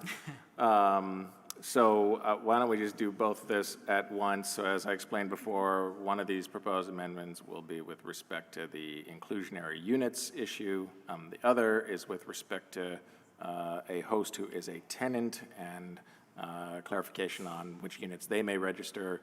In the version that you have, the first part of this amendment is on line 151, inserting the language that's highlighted in excess of any applicable required inclusionary units. And the second part of this amendment is on line 158, including the following language that's highlighted. A host who is a tenant may only register a short-term rental in their primary residence. And so I would move that amendment. Okay, so a motion has been made to move an amendment on lines 151 and lines 158, seconded by Councilor Hightower. Is there discussion on the amendment and the amendment only? Councilor Hightower. I guess I won't make I was going to also do my comments to the larger thing, but I guess I'll just do the first one, or to the amendment, which I just have to say that Julia Curry sent me an email this morning, who's a Ward 1 constituent, noting that she disagreed with the language as it was written. I was like, oh, no, don't worry about it. It says that it's not for all inclusionary zoning units, only and then I noticed that that wasn't true. So I think that that's a huge thank you to Julia and citizen engagement in terms of making sure that we got this right. Great, thanks, Councilor Hightower. Are there others who wish to speak to the amendment and only the amendment? Seeing none, we'll go to a vote on the amendment. All those in favor of the amendment as outlined by Councilor Travers and seconded by Councilor Hightower, please say aye. Aye. Aye. Any opposed? Great, so we have those into the document before us. That brings us back to the ordinance. Are there counselors who wish to speak to the ordinance? Counselor Hightower to be followed by Counselor Bergman. Great, thank you. I don't know if I should protest Councilor Traverse complaining about how long this has taken when he's only had to deal with it for a couple of months. But STRs have outpaced the vacancy rates before COVID of our housing, and even with COVID, they're still chasing those vacancy rates. So while I also agree that is not the reason for the housing crisis, there's no doubt that this is a lever that the city should be using to increase our vacancy rate or put more people in housing. This council and I, along with it, have talked about this ordinance for over 2 years. What we have in front of us is a much better control on short-term rentals than what we currently have on the books, which, as we all know, defers to the bed and breakfast ordinance. At the same time, I think that given the last 2 years, keeping folks in their homes is important. And by homes, I do not mean investment properties, either bought down or passed down. Either bought or passed down, I do mean homes. And therefore, I think that this ordinance is a good compromise. I think it restricts the most common and most troublesome STRs, which are those whole house rentals we heard about in public comment, both here and in ordinance committee. And it's also a mechanism that we can amend to ensure that it serves our city over time. This isn't wildly different from what was passed out of ordinance a few months ago, but I hope it is different enough to find the balance between what we passed and what the mayor ultimately vetoed, and I'm supportive of this measure. Thank you, Councilor Hightower. Councilor Bergman. Well, first I want to thank Councilor Travers for fielding my email with 18 distinct questions, and then I had one added on top of that, and he was responsive. I have not been in favor of this. I think there is no one cause of the housing crisis, right? So it's a straw dog to raise that as a reason not to support or to oppose this, to say that short-term rentals aren't the cause, so you shouldn't, stop the floodgates. That being said, they are a 1%. That's a lot of units. If we were to raise the vacancy rate by 1%, I think that this administration and other people would be jumping up and down. And I've heard that before, so it's not insignificant at all. I engaged with Councilor Travers because if we're going to have an ordinance, and I think the votes are there to pass this, then I need to use the experience and skill that I've gotten reading and writing and enforcing these ordinances to try to make it workable, and that's what I did. And I'm very appreciative of the amendments that you see before you, which attempt to address those things. I think there's still a major loophole with regard to corporate ownership. I think it is a problem, and I don't think that we have closed it with this. I would really like to have only limited this to rooms in people's primary residence. So that is my druther. I cannot win that fight tonight. I'm well aware of that. I do think that there are some really positive things in this. Having a registration is important so that we know, so that we can count, so that it's not based on anecdotes. It's based on facts. And those things can be enforced, and I see our enforcement people in the room, and I expect us to use the full force of the city of Burlington to go after people and to enforce both the minimum housing code and the zoning ordinance when there are violations of this, because the hemorrhaging of housing units is something we need to stop. But the fees to do that are embedded in here, and I think we've made some improvements over the last days in terms of that process, and the gross receipts tax I think is not as good as a housing replacement ordinance as Megan's memo indicated, but it is, we'll see if it will generate funds. And in fact, it will generate more funds the more of a problem short-term rentals are. So, you know, the irony of it, I don't think that it will really replace, but it will make something. I've gone back and forth on this, and I continue to, but I have to say that I know that we're going to be back regardless. I'm leaning, just to let you all know, that in favor of this at this point, knowing full well that it is a imperfect and much farther away from what I would like to do. But I am very appreciative of the work that was done. So thank you. Thanks, Councillor Bergman. Are there, Councillor Shannon? Thank you, President Paul. I have some questions that I was hoping staff might be able to answer. Sure. We keep hearing this 1% of our housing units, but I don't know if anybody here tonight can answer this question. But the slide deck that we got, it was probably a couple of years ago, from Director Tuttle, showed over 400 short-term rental units back in 2020. Okay, I'm getting nods, so nobody disagrees with that information.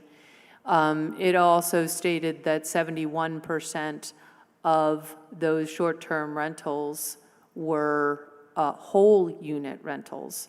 So that would be over 300 units.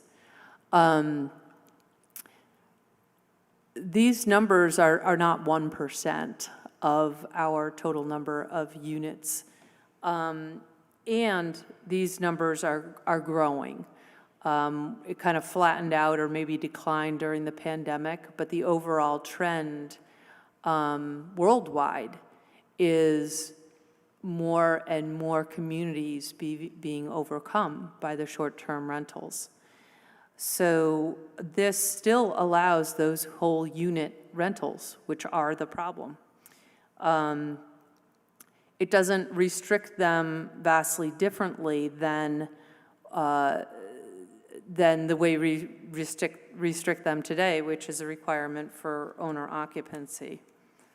I have another question, which is, in this process, we are exempting, if you change your use for almost any other use, you have to get a zoning permit from the city. But in this case, when you change the use from a residential use to a short-term rental use, we are exempting short-term rentals from the requirement to get a zoning permit. And I read through those exemptions, and as far as I could tell, the only use exemptions that we have granted in the past were for daycares and urban agriculture. And actually, the urban agriculture, I'm not even sure that that's really a use. It's more about if you're building, if you're putting up structures. There are other exemptions, but not for changes of use. Is that correct?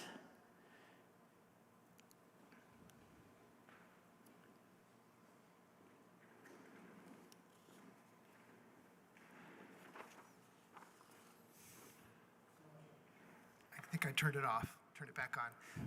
I'm going to defer to my attorney, but just to say that the use is still going to be a housing unit. So in that sense, it's not, the person isn't making the second unit or their own unit they're not selling something out of it, so they're not changing it to retail. So I think in that sense, it's still a housing unit. That's where I think the latitude comes from.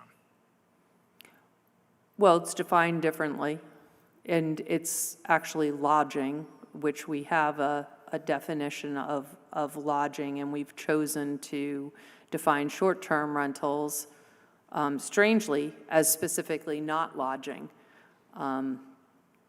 But I think that it's not housing people, it's lodging, and there's a difference, there's a distinction in our ordinance, but that's not really my question. My question is more about the other exemptions, and are there the exemptions that I see with regards to use. Like, I remember when we exempted the daycare centers, and we did it because we want to encourage that use. I don't know, so I'm hearing that, or I'll infer from your answer that the reason for that exemption is because it is not seen as a change of use. Is that correct? Or maybe that, if you don't feel you're the appropriate person to answer for reasoning, I will also say that in the same terms, if someone's having a long-term, if someone's renting for more than 30 days, we don't require a change of use from that. From when a person's owns a house or then leaves and rents it out long, for more than 30 days. This is simply saying for less than 30 days is similarly situated. And by putting it in that section of the ordinance, we and you are saying it is permissible. So I think if you're saying you don't want to do it, then that's the prerogative of the council. But that's what we would be doing under this enforcement mechanism. And I think part of it is working in tandem with the Chapter 18 changes that you are making that talk about the registration requirements. Okay. So I will just note that this is the only change of use other than daycare centers that gets an exemption from requiring a zoning permit in the lists of exemptions. And daycare centers are something we want to encourage, and my understanding going into looking at this entire regulation was that short-term rentals was something that we wanted to restrict. Also in here, it says lodging does not include historic inns or short-term rentals. So if, I was wondering how historic inns got roped into this. Historic inns are not exempt from the, if you want to convert your house into a historic inn, you do need a change of use, I believe, but not if you change it to a short-term rental. Is that correct? Yeah, I mean, in the zoning ordinance, there's separate regulations for the historic inns. So that's probably why they were pulled out. So yes. So lodging does not include historic inns, but historic inns still would need a zoning permit to become a historic inn, but you don't need a zoning permit to become a short-term rental, correct? For short-term rentals that would be within the places that they are allowed as of right, correct, they are exempt. And part of that is because under the Chapter 18, they go through the registration process. Okay.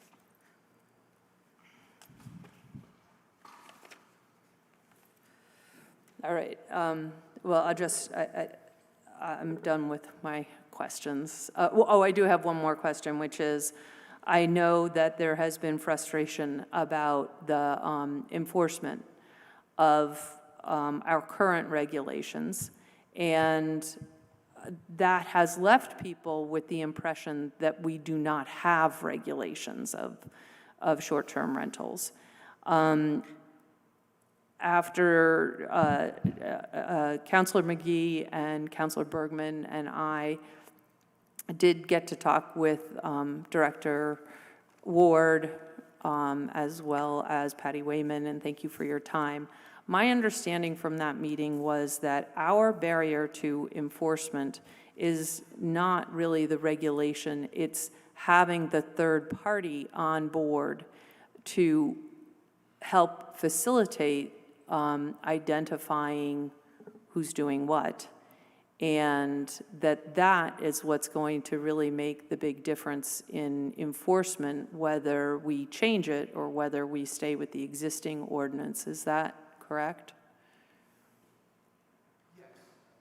The Granicus contract that we signed is going to provide us a great deal of information, whether with or without this ordinance, but with this ordinance change, it would help us determine more quickly those properties that are not in compliance and would never comply because they're not owner occupied.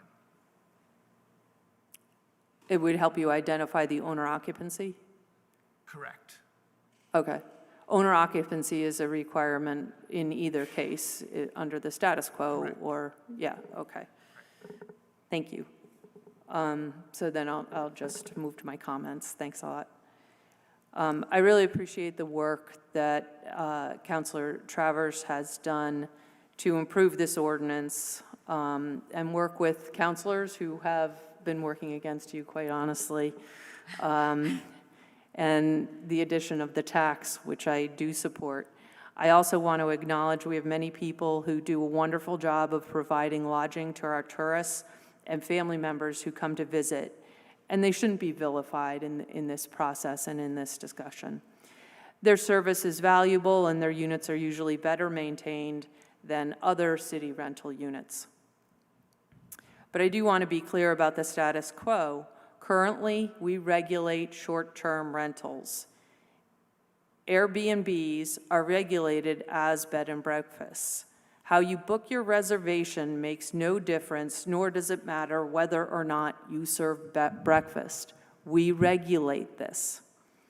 Today, we do not allow non-owner occupied short-term rentals in residential zones. Enforcement has been an issue for 3 reasons that I can identify. First, there was a decision not to enforce our current zoning law. That was happening at the same time that we were inundated with these type of conversions. And then followed by a pandemic where, quite honestly, this was pretty low on most of our priority lists. Second, once we decided we would enforce, enforcement takes time, and whether or not we adopt tonight's proposal, as you just heard, it will take time to bring people into compliance, but that process has started. It's a slow and arduous process, which our permitting and inspections department has begun. Third, we do not have the needed in-house resources to effectively enforce. We need the help from a third party, which you just heard, in order to properly track the rampant expansion of Airbnbs. That help is coming whether or not we approve this tonight. Approving these changes tonight will result in the following. First, short-term rentals will no longer be conditional uses in residential districts. They will be allowed by right, and there will be no discretion, there will be no appeals, and no public input. And contrary to other uses, they will be exempt from the entire zoning permitting process. Short-term rentals will be given an even higher status by this exemption, and will join on only 2 other high-priority uses that the city strongly wants to encourage, which are daycares and urban agriculture. Short-term rentals will have no change in the downtown. Currently, you're allowed to have hotels in the downtown. So if you have an Airbnb that is not owner-occupied, it's considered a hotel. It's allowed under current ordinance, and it's still allowed under this ordinance. We will get a 9% tax for the Housing Trust Fund, which I support. But that can't begin to support the lost units that are encouraged by the policy. CEDO tells us it costs $400,000 to $500,000 for an apartment-type housing unit. That's not a single-family home. That's the homes that they build for affordable units. The conditions that Julia Marks describes are real, and those conditions will continue to put pressure on property owners to convert housing units from long-term rentals to short-term lodging. The short-term rental lobby favors this proposal. The housing advocates weighed in on this years ago and were never asked again. That's what I was told when I called and I asked, how do you feel about this? I was told, yeah, I'm like, why aren't you coming forward and talking to us? Well, we weren't going to follow this and go to all of the many, many meetings. We put in our say at the beginning, and there's a great concern among housing advocates about continuing to allow these conversions. Cities that require primary residence in order to protect their housing, which is what was passed by this council I believe it was an 8-4 vote. And that would have really made a difference in these conversions. It would have stopped the conversion of housing units to lodging units. And that is the type of regulation that Boulder, Colorado, Portland, Oregon, Denver, Colorado, New York City, San Francisco, Honolulu, Santa Monica, Washington, D.C., Los Angeles, California, Somerville, Massachusetts, Calabasas, California, they all have that. They require primary residence. We were not going out on some limb with that regulation. That is not an exhaustive list. That's just me kind of spot checking and going to the trouble of actually reading a whole bunch of regulations. So there is a lot more out there of other cities that are doing this to protect their housing stock. I will not be supporting this ordinance because I believe the current ordinance, which only allows short-term rentals in owner-occupied homes and only if granted a permit under the discretion of the DRB after getting public input and having the opportunity for appeal. That's our current ordinance. The current regulation better restricts short-term rentals, though it is inadequate. I don't want to go with an option that makes it much easier to convert units to lodging. Thank you. Thank you, Councilor Shannon. Are there others who wish to speak? I just got a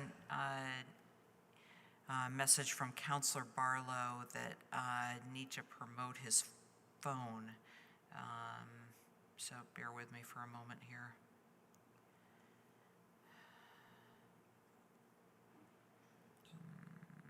I'm fine for a couple more minutes. You don't. Is that better, Councilor Barlow? I can stay for a couple more minutes. Okay, all right. Were there others who wish to speak to this ordinance? Oh, I'm sorry, Councilor Hanson, go ahead.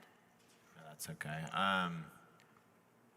Yeah, I agree with Councilor Shannon, and I think it's not just, we've talked a lot about the loss of rental housing units. I think that's the primary motivator, but what we haven't talked about as much, which I think is also a motivator for me in supporting an owner occupancy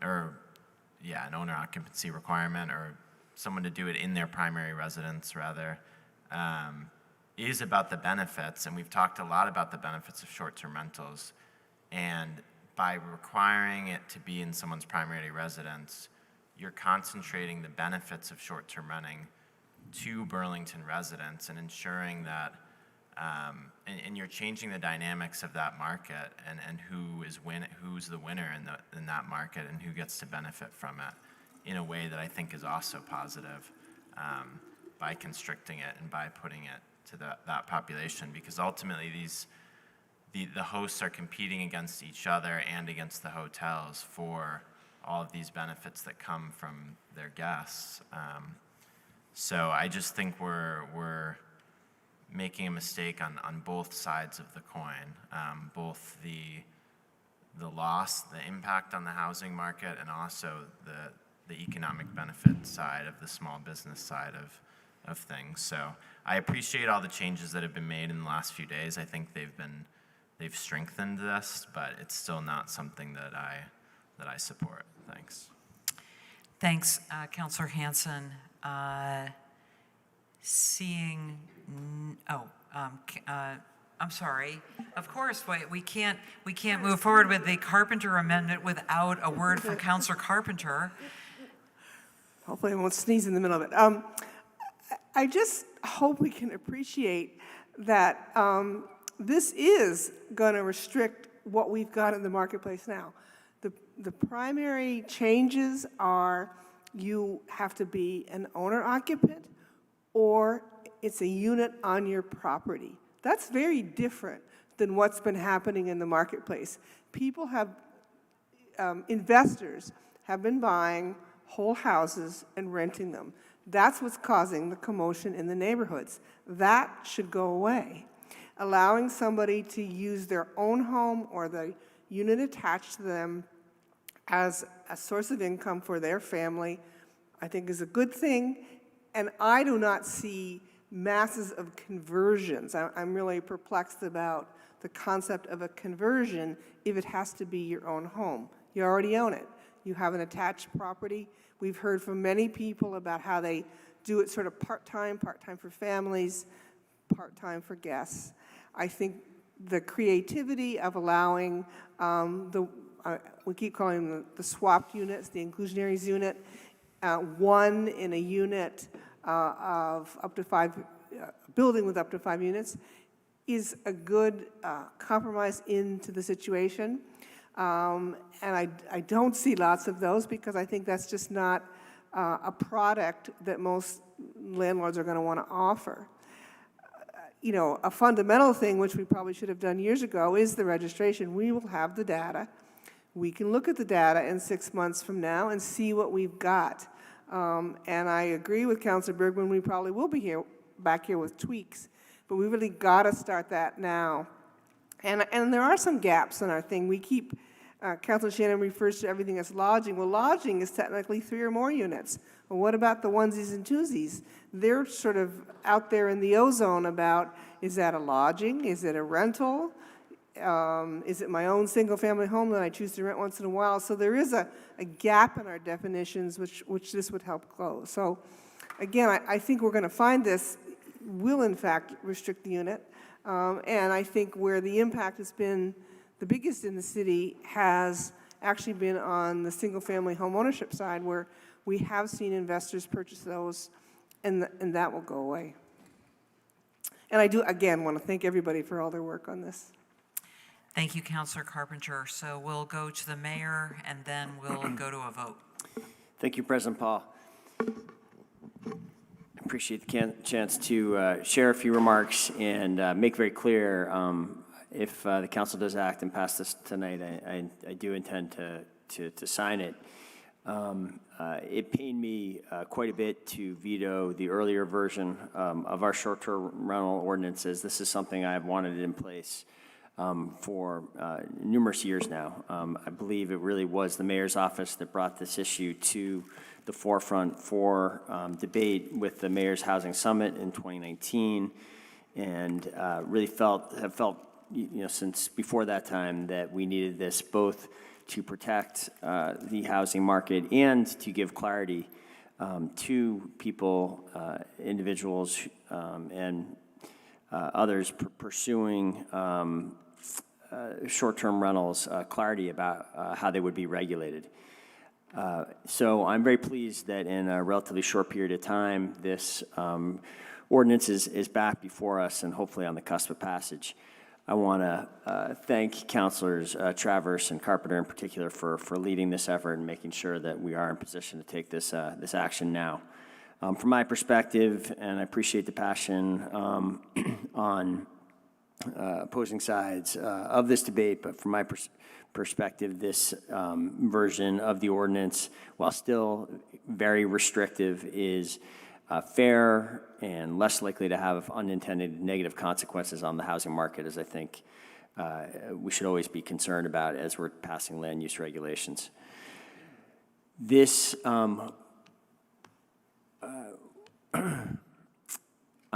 is the last of the 5 reforms that we called for in 2019 for action on.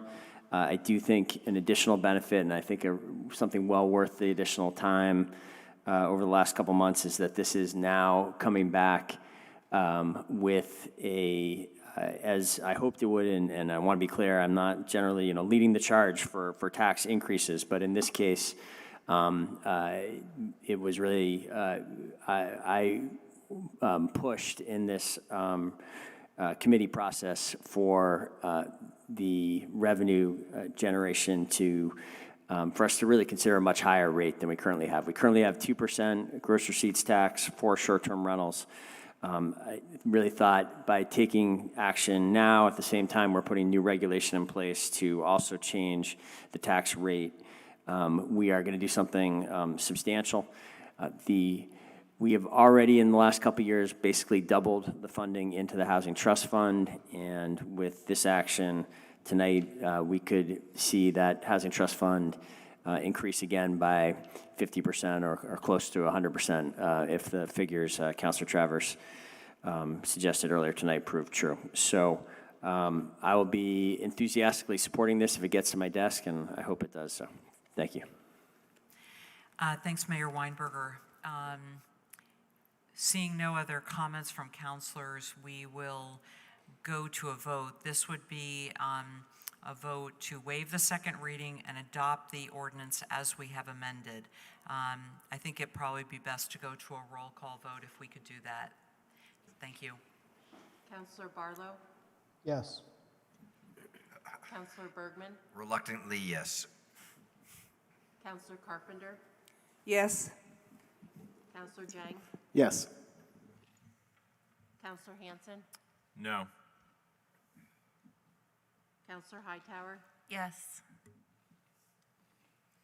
Councilor McGee? Yes. Councilor Shannon? Councilor Traverse? Yes. City Council President Paul? Yes. 8 ayes, 2 nays, 2 absent. Thank you. So that motion passes, which leads us to our last item and related item on our deliberative agenda, which is 8.25, an ordinance, the Comprehensive Development Ordinance for Short-Term Rentals, ZA 22-08. I will go to Councilor Travers for a motion. Thank you, President Paul. I'll move to waive the second reading of the ordinance amendments in the form attached to the agenda under 8.25 and refer the amendment to the Planning Commission to correct any technical deficiencies and make any recommendation or opinion it considers appropriate, and thereafter promptly submit the amendment to the City Council for public hearing. Thank you, Councilor Travers. So a motion has been made and seconded by Councilor Hightower. Councilor Travers, did you want the floor back? Yes, please. Great. Go ahead. The floor is yours. So with the amendments to Chapter 18, it will provide Bill Ward and Patty Wyman and folks in their office the opportunity to require that short-term rentals register.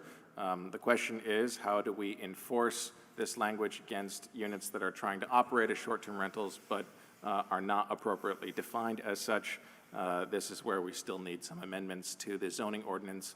The ordinance committee did not make any amendments to the version submitted under the Carpenter Amendment.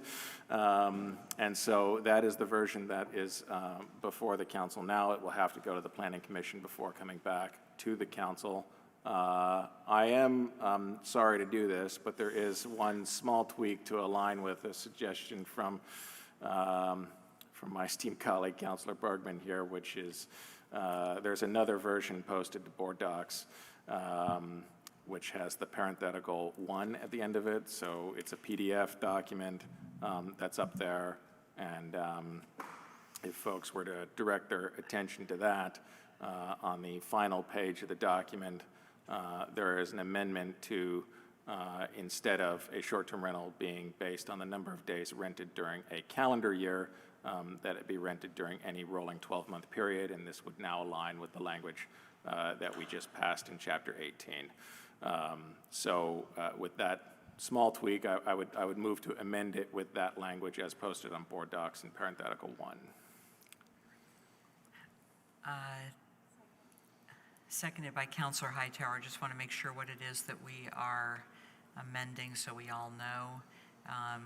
Could you just go back, Counselor Travers, and repeat that one more time? Yes. In the version on board docs, the PDF version that ends with the parenthetical 1, on the last page of that document, under the definition of a short-term rental, there's highlighted language that states that a short-term rental is a dwelling unit rented in whole or in part for less than 30 consecutive days and for more than, and this is where the new language is, 14 days during any rolling 12-month period, strike per calendar year. Okay, so a motion has been made to amend to add an amendment to this ordinance as detailed by Counselor Travers and seconded by Counselor Hightower. Is there any discussion on the amendment? Counselor Hanson. Yeah, I just to clarify, does this incorporate amendments needed to align with the amendments that we've made tonight during the meeting? Yes, if we make, in my opinion, if we make this amendment, then all the definitions in this version align with the definitions that we just passed in Chapter 18. Okay, but more broadly though, the three amendments that, came by email and around the additional unit and stuff, did those require additional changes, and if so, were those made? That does not require any changes because that only exists in Chapter 18 and not in the CDO language. The only definition that is duplicated between the two is the definition of a short-term rental, which just needs to be updated to align it. Okay, thank you. Thanks, Counselor Hanson. Are there any other counselors? Counselor Shannon. Sorry. I am just I know what the intention of this is, but I am wondering if the actual words could lead one to believe that this is a short-term rental is defined as somebody renting in increments between 30 days and 14 days, as opposed to somebody who is renting more than 14 days in total in a one-year period. I don't think so. Again, the language stays the same with respect to 30 consecutive days and for more than 14 days. It's just the time period that changes as opposed to per calendar year, now saying during any rolling 12-month period.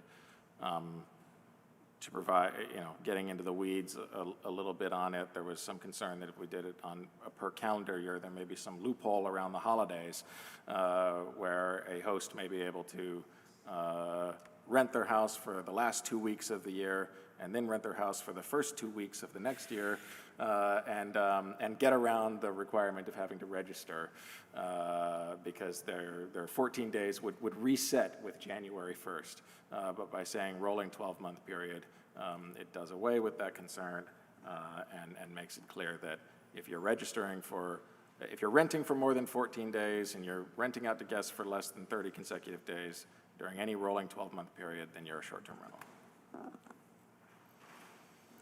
Can I have thank you. I'll let that go, and I think if there's this is getting referred to the Planning Commission, so if there's any issue, I'm sure that they will look at that carefully. But I do want to note that this is the piece of our action tonight that does eliminate all of the public process. It eliminates all of the discretion, and it eliminates the ability to appeal. So this is the part that makes it significantly easier to establish a short-term rental. Thank you. Thanks, Counselor Shannon. Are there other counselors who wish to speak to the amendment only? Seeing none, we'll go to a vote. This is just on the amendment. So all those in favor of the amendment as moved, as presented and moved and seconded, please say aye. Aye. Aye. Aye. Any opposed? So we have incorporated that amendment into this ordinance. Don't know if you wanted did you want the floor back, Counselor Travers, after No. that? No? Thank you. Okay, so are there any comments on the ordinance as now amended? Seeing none, then we can go to a vote. All those in favor of the amendment of the of the ordinance as amended, please say aye. Aye. Aye. Any opposed? No. No. So that we would note no by Counselor Shannon and Counselor Hanson. The ordinance passes, and with it is the completion of our deliberative agenda.